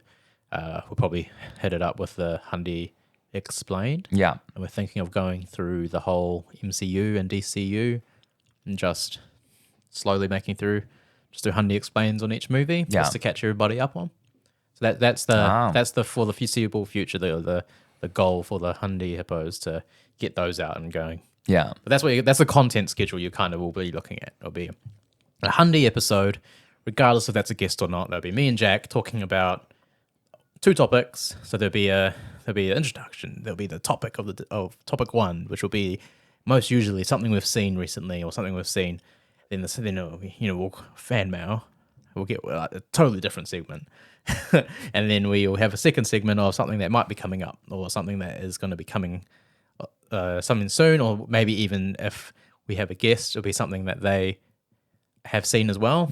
We'll do that, and then, Hundy identified.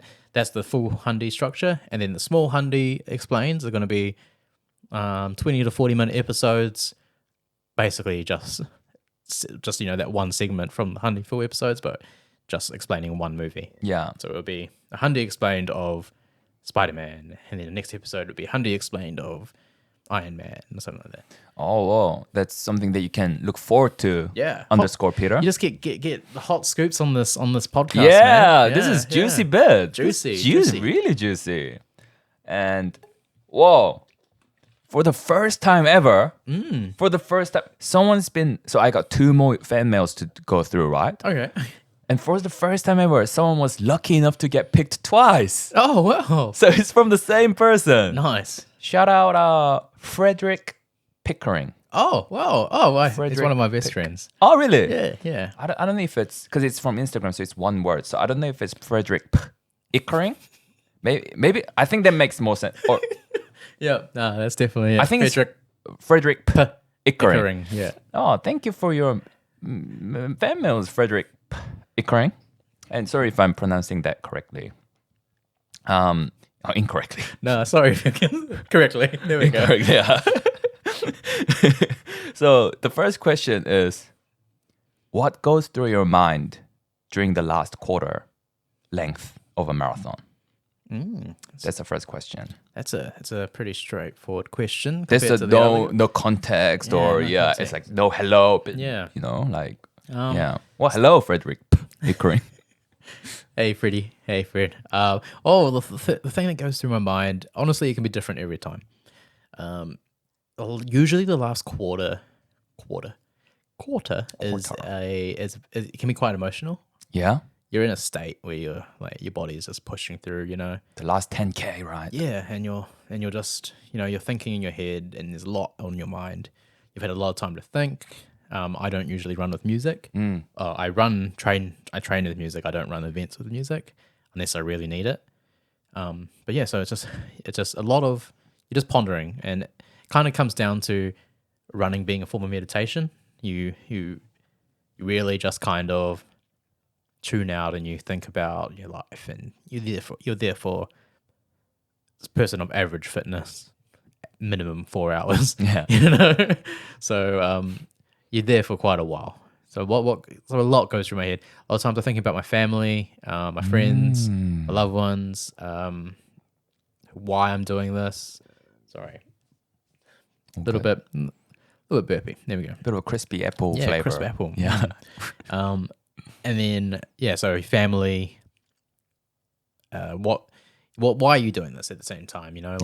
You think about how strong you have to be to do this. Sometimes you're also just blanking out, and you're like, "Oh, that's so cool." You're running by a lake. Oh, that's a really nice lake. Yeah. But in the last quarter, especially, you just have to really buckle down and focus, and you just gotta be like, I'm nearly there. People are waiting for me. People support me. My friends support me. I'm there. I'm in it. I'm all in. Like, if I turn around now, I've got 30K home. So I might as well make it to the 10K, This is the only way home. Yeah. So you do that. That's what goes on in mind. But also a lot of the other times, depending on how fit you are, if you're struggling or not, you're just daydreaming. Just like thinking of business ideas, thinking of Hundy Hippos ideas, thinking of what you could do, thinking of just random things. So a hot pot of relationship speak, and then daydreaming about random ideas. Yeah. Oh, cool. Wow. What about you? What was me? What was going through your mind, if you can remember, in the last quarter of your marathon? I remember being super hungry. Did you have food when you were running with it? Did you have like a little pouch of like snacks? Yeah, just a little bit, just a couple of balls, like those energy balls. Yeah. But I remember being super hungry. Yeah. And I think at that point I was at the flow state. Yeah. I remember just thinking like my feet were hurting, my legs were hurting, and the chafing Yeah, but I was like, oh shit, like let me just keep going. Yeah. I remember thinking just keep going. Yeah. You got to. Yeah, it's just- It's like we at the state of if you stopped, you would probably have trouble getting Exactly, yeah. getting starting up again. Yeah. Oh, okay. that was my so you so in your just keep going was it? just keep telling. going. Yeah, a lot of people are different. I tend to do positive affirmations. Yeah. When I'm at that state, like you got this, you can do this. Like you got the basically you just keep telling yourself you got this, you're stronger than this, you can do this. Some people will be like Kevin, for example.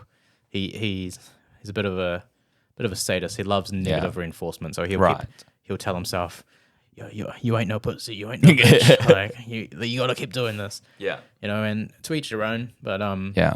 You're digging deep basically to get yourself to continue and make it to the end. Yeah. Yeah. Thank you, Fred. Thank you, Fred. Pickering.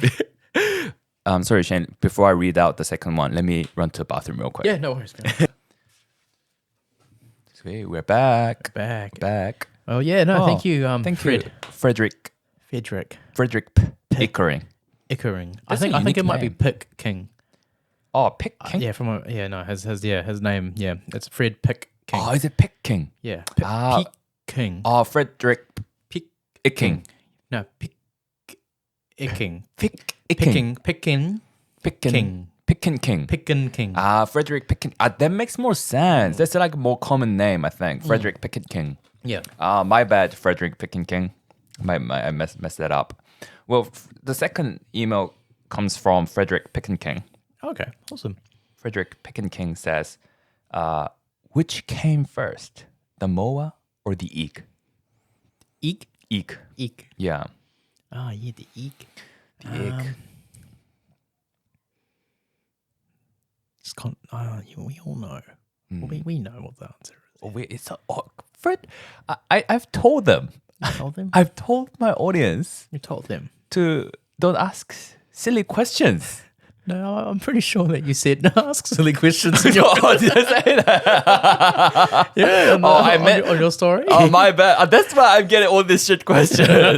I meant to say don't ask. Oh, my bad, guys. My bad. I think the egg, obviously, right? Yeah, you think the egg came first? Yeah, isn't that the generic biology answer for that? Is that there would have been something that was before the moa that laid an egg that had the genetic mutation for the moa.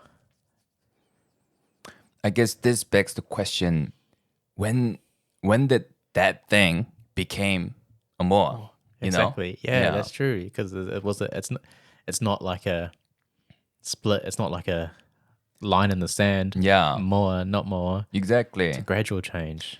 We need some more information. I think that it's and also like more egg or egg. More egg, or that's true. Because What egg came first. are they talking about? Chicken egg? What came first, the moa or the chicken egg? Are chickens older than the moa? Chickens have been around for a very long time, but Have they? more had been around for ages as well. Right. Or are they talking about the beer moa? Oh, There's a beer, right? Is there? I think so. I know there's a tuatara, Tuatara, okay. but I don't know if there's a more. Ah, It might be. maybe. I'll trust you. Yeah. Is it more? If there is one. Yeah. If there is one. Then the beer. Then the beer came first. Beer's been around for centuries. Yeah, because our ancestors, They drank beer. yeah, they drank beer. Like I remember the cavemen. Like if you look at the cave paintings, there's paintings of beer. Yeah, on the wall. On the there. walls and Yeah, things, yeah, right? Yeah. Yeah. There's them chilling out, having a smoker Having a smoke with a beer in hand. PS2. Yeah, it's too. Yeah, PS2 and beer. Yeah, that was I remember what stones like wall painting you're referring to. Yeah, it's the one in on the world famous yeah, England. Yes, South England. South England. South somewhere. England. Yeah. Not Wales. Like just still England. Yeah, still England, I think. So not as south as Wales, but Not as south. Not as okay, south. Okay. Yeah. Yeah. There's the painting with. Oh, okay. So does that mean more came first? beer. Yeah, what came more, first? more Yeah, came first. Well, that just depends on what perspective you have. true. What about this? Like, do you think an egg became before beer? Egg before. It could have been. It could have been because beer. One of the key ingredients is egg, right? I don't think so. No, you don't think so? What am I? Yeah, that's silly. That's silly. But is it it's fermentation? No, I don't. You don't put egg on beer. You don't put egg in there. Nah, that's being silly. Is it? No, you're Maybe. making me question. Maybe. You're making me question. Making me question. No, that's true. That's a fair question though, because in order for them to have named the beer Moa, they would have got the inspiration from somewhere. Yeah. And they would have been the bird. Yeah. Which would have come from an egg. Egg, yeah. Yeah. Yeah, we're all going back around now. Exactly. Back full circle. Yeah. So yeah, maybe it was the egg. Maybe it was the egg. Man. But who laid the egg? Yeah, was it the moth? What was the first egg? Imagine the first egg that was laid. By a moth? By a moa or... Yeah, I guess so. Or what else it lays moth? eggs? Cockroaches. Cockroaches been around for ages, right? Yeah. Platypus? Platypi? Platypus. Yeah. Platypi? Platypi. They lay eggs. They lay eggs, right? Yeah. Do echidnas? Echidnas? Do they lay? No. It's another random animal. Anquinas. Yeah, echidna. Echinas. Like, like those head, like spiky porcupine looking kind of things. Mm. Like Knuckles the echidna. Is that like the big one with like big spikes? No, not that. That's a porcupine, I think. Oh, okay. You said porcupine kind of thing. Yeah, So it's well, like the a porcupine things are like porcupines are big. Okay. They're like hedgehog kind of looking things. but Okay. like- yeah. No, I don't know. They lay. Oh. Wow. We need a ecologist in here or biologist. I don't know. Yeah, Who would be what came first? I guess we'll die without never knowing that Yeah. answer. Yeah. Moa or egg? Man, sorry, Fred Picker King. Picker King. Yeah, Frederick Picker King. Frederick Picker King. Yeah, for the first time ever. Sorry, but we cannot answer your question. No, I can't come to a Yeah, conclusive we answer can't between the press. two of us. Maybe it's maybe it's something that you can tell us. Maybe it's like it's not a question, it's a quiz. Yeah. Yeah. Yeah, definitely. But like, here's our 2 cents is that, hey, we're going to give you this evidence that there was wall paintings with more beer. Yeah. So Exactly. take what you will from that. Yeah, bit of a history lesson there. Yeah, take what you will. That that's pretty strong evidence. Exactly. That it's a pretty old. Yeah. Yeah. Yeah. So that's our input. But thank you for your messages, Frederick Pickerkin. Hey, appreciate it. Yeah, very, very much, very much. And Yeah, that was all the way from the Cook Islands. there's Yeah. okay, okay. How do you know? Because he's an old mate, old Fred. Oh, he's your friend. Yeah. Old mate. Old mate, yeah. Yeah, definitely one of the bestest. But yeah, no, I know that he comes from Cook Islands. Ah, whoa. I don't know if there were was more there? over there. So Picker Picker King. The Picker King. Yeah. Frederick the Picker King. Frederick the Picker King. Yeah. That's the name. Frederick the Picker King. Yeah, thanks for that. Nice. Oh, no. Oh well. Is there anything on your list there that Yeah. has been missed or anything that you want to talk On about? my list. Yeah, well, like I know we have a format. Yeah. Of sorts. Oh, I for don't- sure. If Well, there's anything that's been missed, ask any questions. Any like this is your opportunity for if you want to ask me anything you've missed. yeah. We can do a hot fire. Unless you had hot fire questions. Oh no, like I've got the last segment to like finish this, wrap this up. Oh, okay. Well, if there is anything you've missed that I've gone on too much on a tangent, Oh no, we can do a hit me with it if you need to. There was a good episode to get a lot of exclusive information out of it. Like Yeah, it was yeah, a no, very juicy totally. episode. Yum. Well, this is one of the fan favorites after the Everything's fan mail. Oh, is okay. Everything is identified. Oh. Where is it? I think it's there. It's there. I found it. It's a more. It's a more and the egg next to it at the same time. The beer? The egg's drinking it. Oh man, this is an awesome segment. Everything is identified. This is another original segment.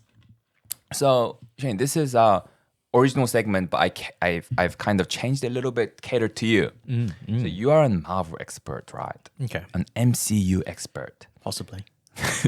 There are some interesting weapons and objects in the MCU. Oh. Would you agree? Yes, very interesting.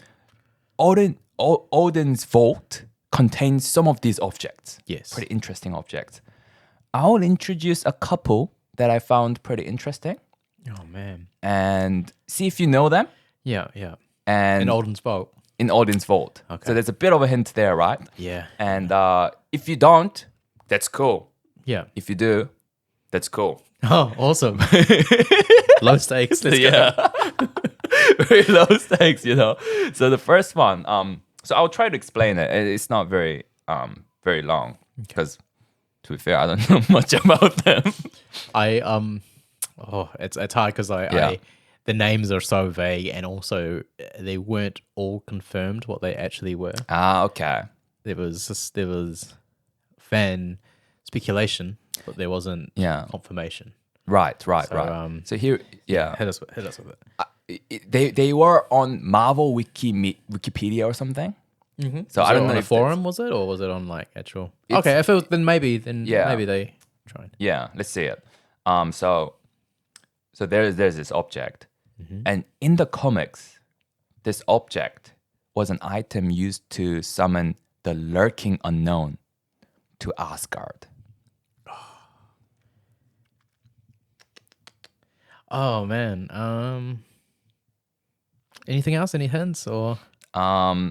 This was seen. I think this was first seen in the first It would have Thor. been Thor 1. That's like Yeah. It's either Thor 1 or Thor 3 that we see the bolt. We don't- Helga. Was it Helga? Hela, yeah. Hela, Yeah. when Hela walks through it. The waking. What was it? The lurking unknown The lurking unknown. to Asgard. That's about the kind of. I think that's about all the information there is. I can't give you the name. Can you picture what it looks like? No. Should I show you what it looks like? Yeah. and see if you know the name. Yeah. So If you show me what it looks like, and this hopefully the name is is the name there. what it looks like. Oh, that. Yeah. They thought that was the Eye of Agamotto for a bit. Ah. Or was it the other one that? There's something similar afterwards, but yeah, we'll get to that. So the orb. Man. Sorry, the name. Sorry, I have to disappoint people on this. Whoa. I don't know the name. What's the name? It's called the tuning fork. The tuning fork. Yeah.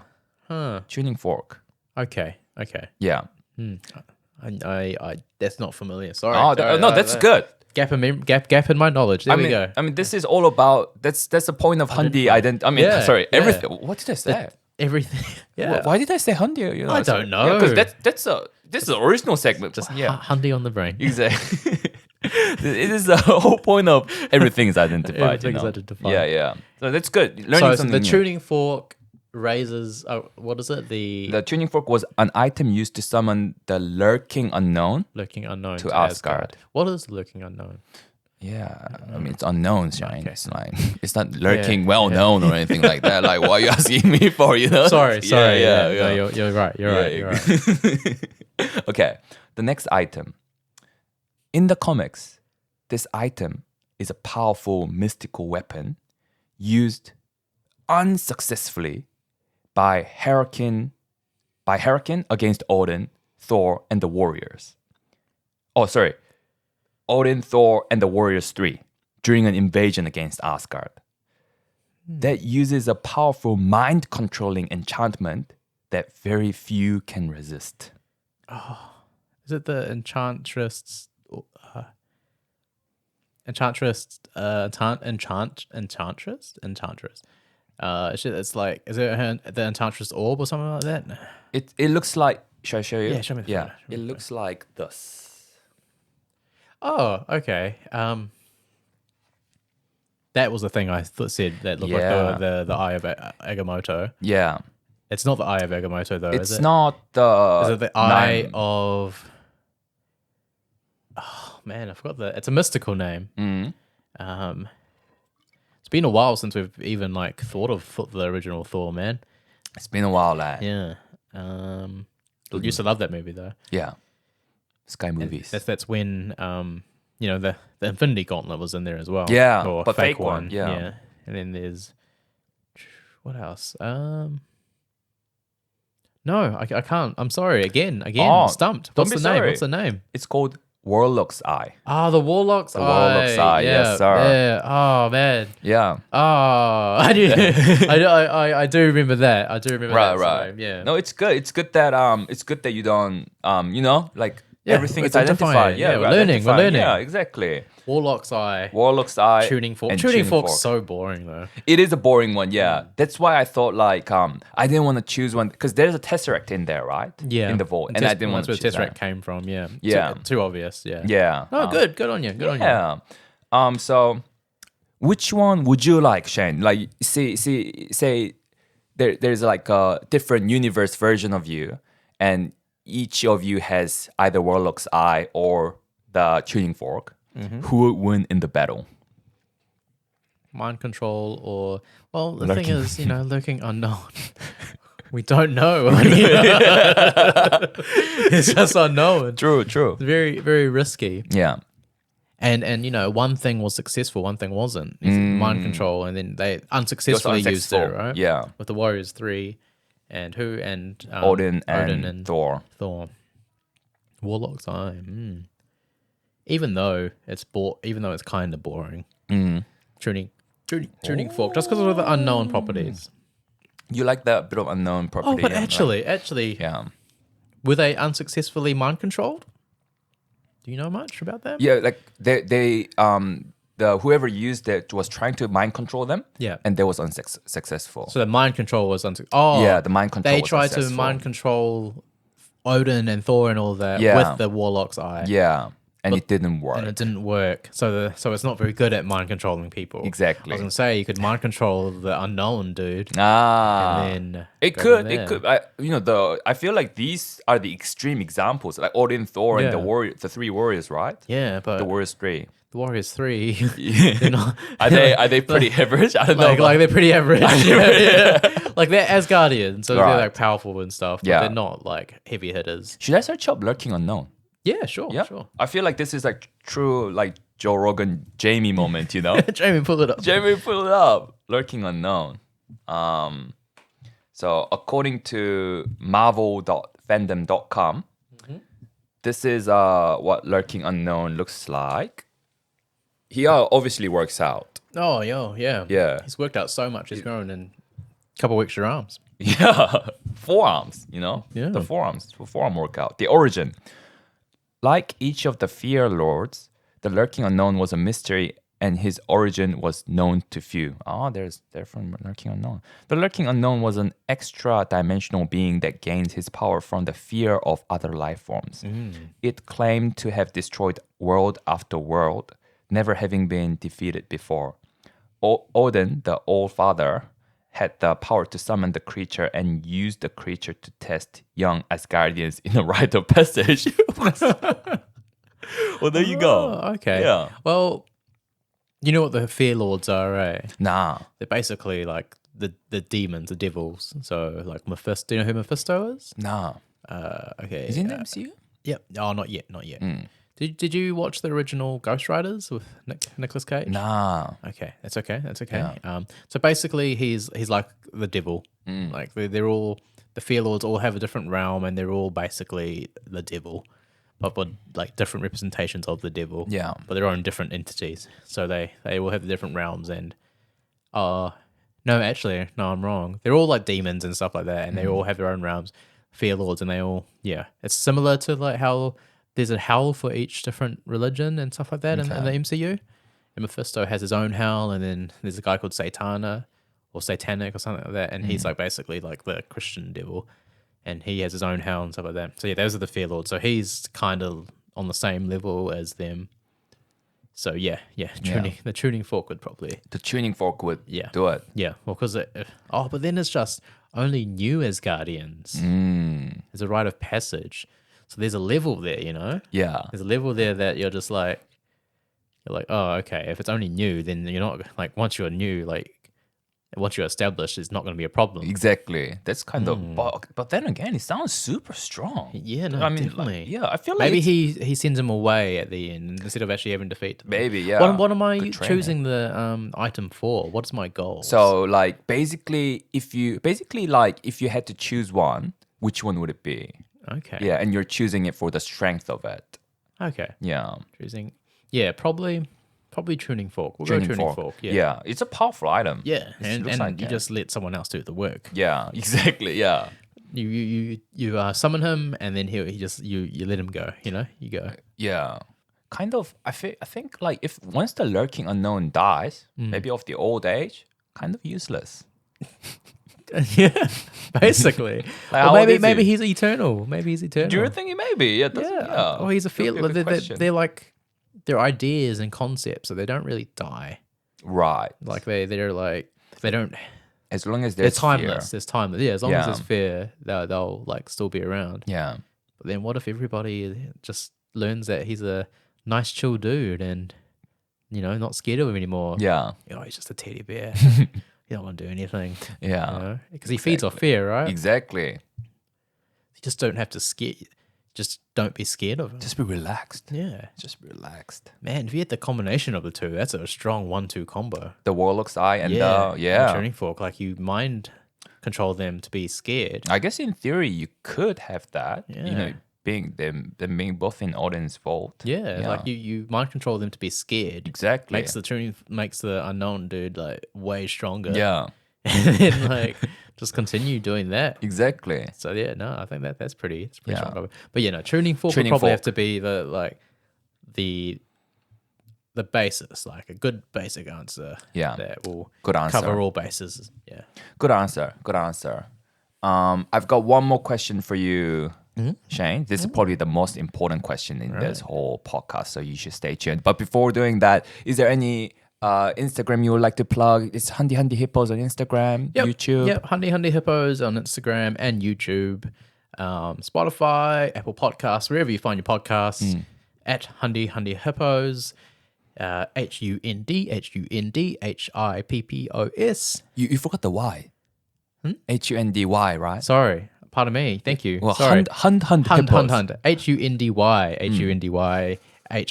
Hippos. Yes. Hundy Hippos. Hundy Hundy Hippos. See, I'm just too Hundy minds frame right now. Whenever I think of it, But so yeah, Instagram is where we post mostly stories, reels, all that kind of stuff. And yeah, we're back for season 2. Yes, sir. Phase 2, Phase sorry. 2, baby. Phase 2. Phase 2. And yeah, we're coming back for that, or we are back for that. More episodes. So if you want to be on it, or you have an idea or some fan mail, send it through to our Instagram, send it through to our email at hundyhundyhippos@gmail.com. Yes, sir. And YouTube, comment on our videos, do all that kind of stuff. And yeah, you don't have to follow me. I'm just a dude, just a guy. But if you do, at Shikishane on Instagram. Or add me on Facebook so we can connect and be better friends. Let's do it. Yeah. Let's do it. Or Snapchat, because that's where most of my life goes. Yeah? No, I have streaks with people. Oh, yeah? I'm one of those people will make fun of me for that. But, but I've got like a nearly 5-year streak with my friend, with Frederick Pickering. Oh, really? Yeah. Oh, the Fred Picker King. Picker King. Oh, Frederick no Picker King. way. Yeah. So, that's cool. And because he lives overseas, so it's our way of to stay in touch. But yeah, no, they because of streaks, I send one thing out of my life a day to them. So, oh, that's cool. Yeah, That's cool. That's for the. I'm either old for using Snapchat or young for using Snapchat. Yeah, that's One of the confusing, two. right? It's confusing. I think Snapchat, I heard it's coming back. A lot of younger people use it. Yeah, that's what I've heard. So then, you're young. Yeah, but then there's a lot of people like, there was a time and space where if you used it, you were old. You're like, you still use Snapchat. Yeah. Instagram's where it's at. Yeah. But yeah. Even Facebook, like. Yeah. Back in the day. Yeah. Oh, you're on Facebook? Yeah. But now these days, are you on Instagram is the go-to now? Yeah. Well, I guess people are more active on that. Yeah. And then Facebook is for like close friends kind of thing. Yeah. Yeah. But that's where we can find them. Where can we find you, Pascal? Where can you find me? Well, it's at Everything Goes with Pascal on Instagram, baby. And My personal one, if you want to follow it, it's Hey, I'm Pascal. But yeah, main thing is everything goes with Pascal. So if you are interesting, if you think you're interesting, hit me up. Then we can set up something together. We can talk about it. Yeah, man. He wants to know about your life. I want to know about He wants you. to know about you. I want to listen to you. What's your story? What's your story? What are you all about? What are you about? What are you passionate about? Yeah, come in. Come in, guys. He would love Don't be shy. to interview you and expand his perspective, expand his mind, and maybe you'll learn a thing or two. You might. I did Did you? today. What did you learn? The tuning fork. The tuning. There you Yep, go. yep. And the you refreshed my memory on the warlock's eye. Yes, sir. Two very similar looking things. They do look pretty similar. Yeah. And that the egg came Yeah. same time as the mole.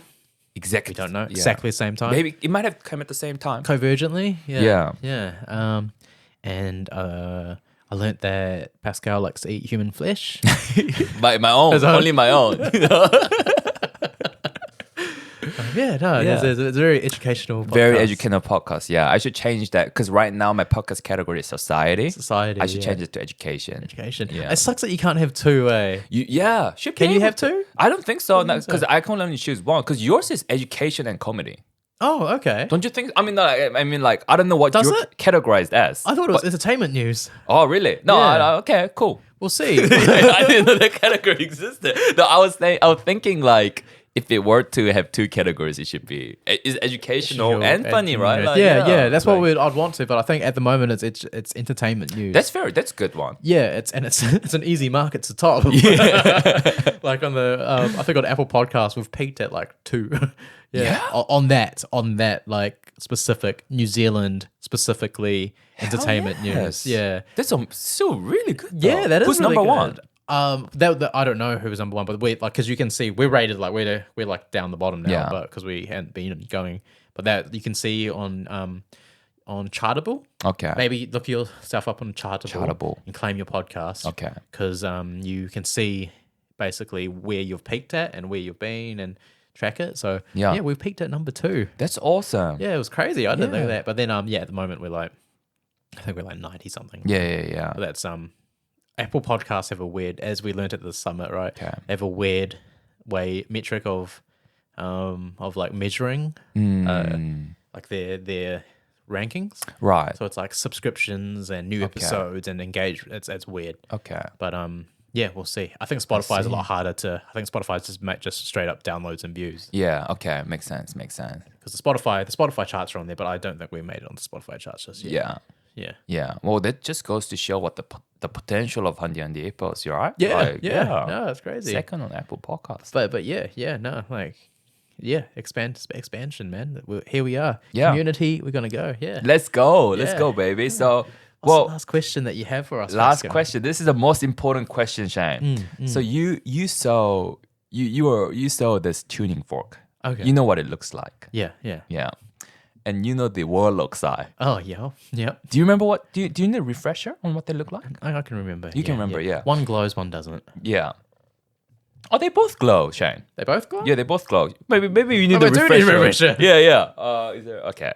So this is let's start with this is a tuning the warlock fork. eye does glow. Yeah, Oh. tuning fork and warlock's eye. Oh, I thought the middle. I thought it Yeah. was just gold. Okay. Ah, yeah. I did need a refresher. So That was a pivotal. Yeah, I think that might be pivotal information for my answer. could be, yeah, because the question is, which one's hot, which one's not, hot or not? Oh, that definitely plays a lot like into my answer. Exactly, yeah. Because both light up, so they're hot. They're hot. Hot. Yeah, very hot. So they both light up. But what one's hot, what one's not. Who can reading minds, not reading minds, mind control. Mind control. That's pretty sexy. That's pretty can hot. make you think that Yeah. is sexy. Yeah. Maybe they think that I think is that a cat? Is it a cat or what's going on here? Anyway. It was a human or something. Anyway, yeah, no, it's it could make you think that it's pretty hot. But at the same time, do you like the unknown, dude? It's a mystery. Oh, yeah, you like the bit of mystery, like Mysterious. something to discover. Yeah. Bit of Like, challenge. what are you all about? Yeah. What are you up to? 4 rounds. Ooh, 4 rounds, damn. man, he could. That is probably hot. That'd be a cool hug. That'd That'd be a cool hug. Nice and warm in the winter. Yeah, it could crush you. Exactly. Be careful. But that's part of the mystery. Exactly. Part of the It's fun. unknown. Yeah, it's danger. But tuning thought, but like back down to the actual item itself. Yeah, it's the item itself that's important. Yeah. Tuning fork. I have to go Warlock's Eye because I always say this. I always say this. I say that the eye is the Warlock's window to Eye. the soul. Yeah, You know? really? Yeah. Oh, Okay. I always say that. I'm sure I say that to you at least once a day. Warlock's Eye. I think I've heard that. I Yeah. might have heard that. Eyes are the window to the soul. Yeah, so you like that bit of being watched. Yeah. You like that bit of control. You just like to look into the eyes, and you'll be like, I see you. Yeah. And it glows. So you see that sprinkle, that sparkle in their eye. Right. Like, you lay it down. The music starts playing. The lights go down. So you're into that kind of thing. Yeah, it's Shame. intimacy. Yeah. Yeah. Oh, don't look me in the eyes. Let's go. Yeah. Yeah, because of that, I'll have to go. Probably have to go with Warlock's Eye. With Warlock's Eye. Yeah, There you go. Warlock's Eye, hot. Hot, yes, hot. Okay. And the tuning fork, not. Tuning I'm fork, sorry to the unknown dude. Yeah. What's his name? The lurking unknown. Lurking. Lurking That's a unknown. nice word. Lurking. It's a creepy word though. Yeah, it is. Or it is creepy. Isn't Lurking, it? like lurking. Lurking. Lurking Or is like- romantic. Can it be romantic? I don't know. Like, could you say like, "Hey, girl, I was lurking at your house the other day." Oh, Like, like is that romantic? is it romantic or like, I It's don't like, know? I was lurking outside your job waiting for you to come home. Like it's like, hey, I was waiting, like instead of like waiting, maybe the waiting unknown. Waiting on that would have been a bit more. Yeah, that's romantic. true. But because of that, we have to go Warlock's Eye, hot, tuning fork, not. Tuning fork now. Yeah. Oh, can't believe you said that. Oh, well, it had to be said. It's only logical. What you said makes sense. Yeah. What you said makes sense. Yeah. What about you? Awesome. What do you reckon? Well, Shane, it's been 3 hours. It's been 3 hours 30 minutes. It's too long. It's your. No, that's way too long. Yeah. It's almost. I think did we beat the record? Did we? We beat We beat the record by like an hour, maybe even. Wow, Bro, like Shane, this is getting late. That's the longest this thing has been recorded for. Man, it went from 12 hours of memory to 11 hours. It's gone down 12 to plus. 12 plus, yeah, exactly. we're really stretching the limit there. Oh, hey, thank you so much for Well, having me on, thank you man. for It was having It was you. actually really fun. It was really fun. the time flew by. Yeah, exactly. I can't believe with your last answer though, like Crazy. Hey, well, Warlock's next Eye. time we'll have to get you to answer one, right? yes, sir. Yeah. Oh, next time you're on the hippos, we'll get you. I'll definitely answer it. Yeah, I'll awesome. definitely answer it. Oh man. Well, thank you for being here. No worries. And Thank let's you. get out Thank of you. here. Yeah. Awesome. See you guys. Thanks. Bye. See ya. Bye. Bye. Love you. Love you too. Love ya.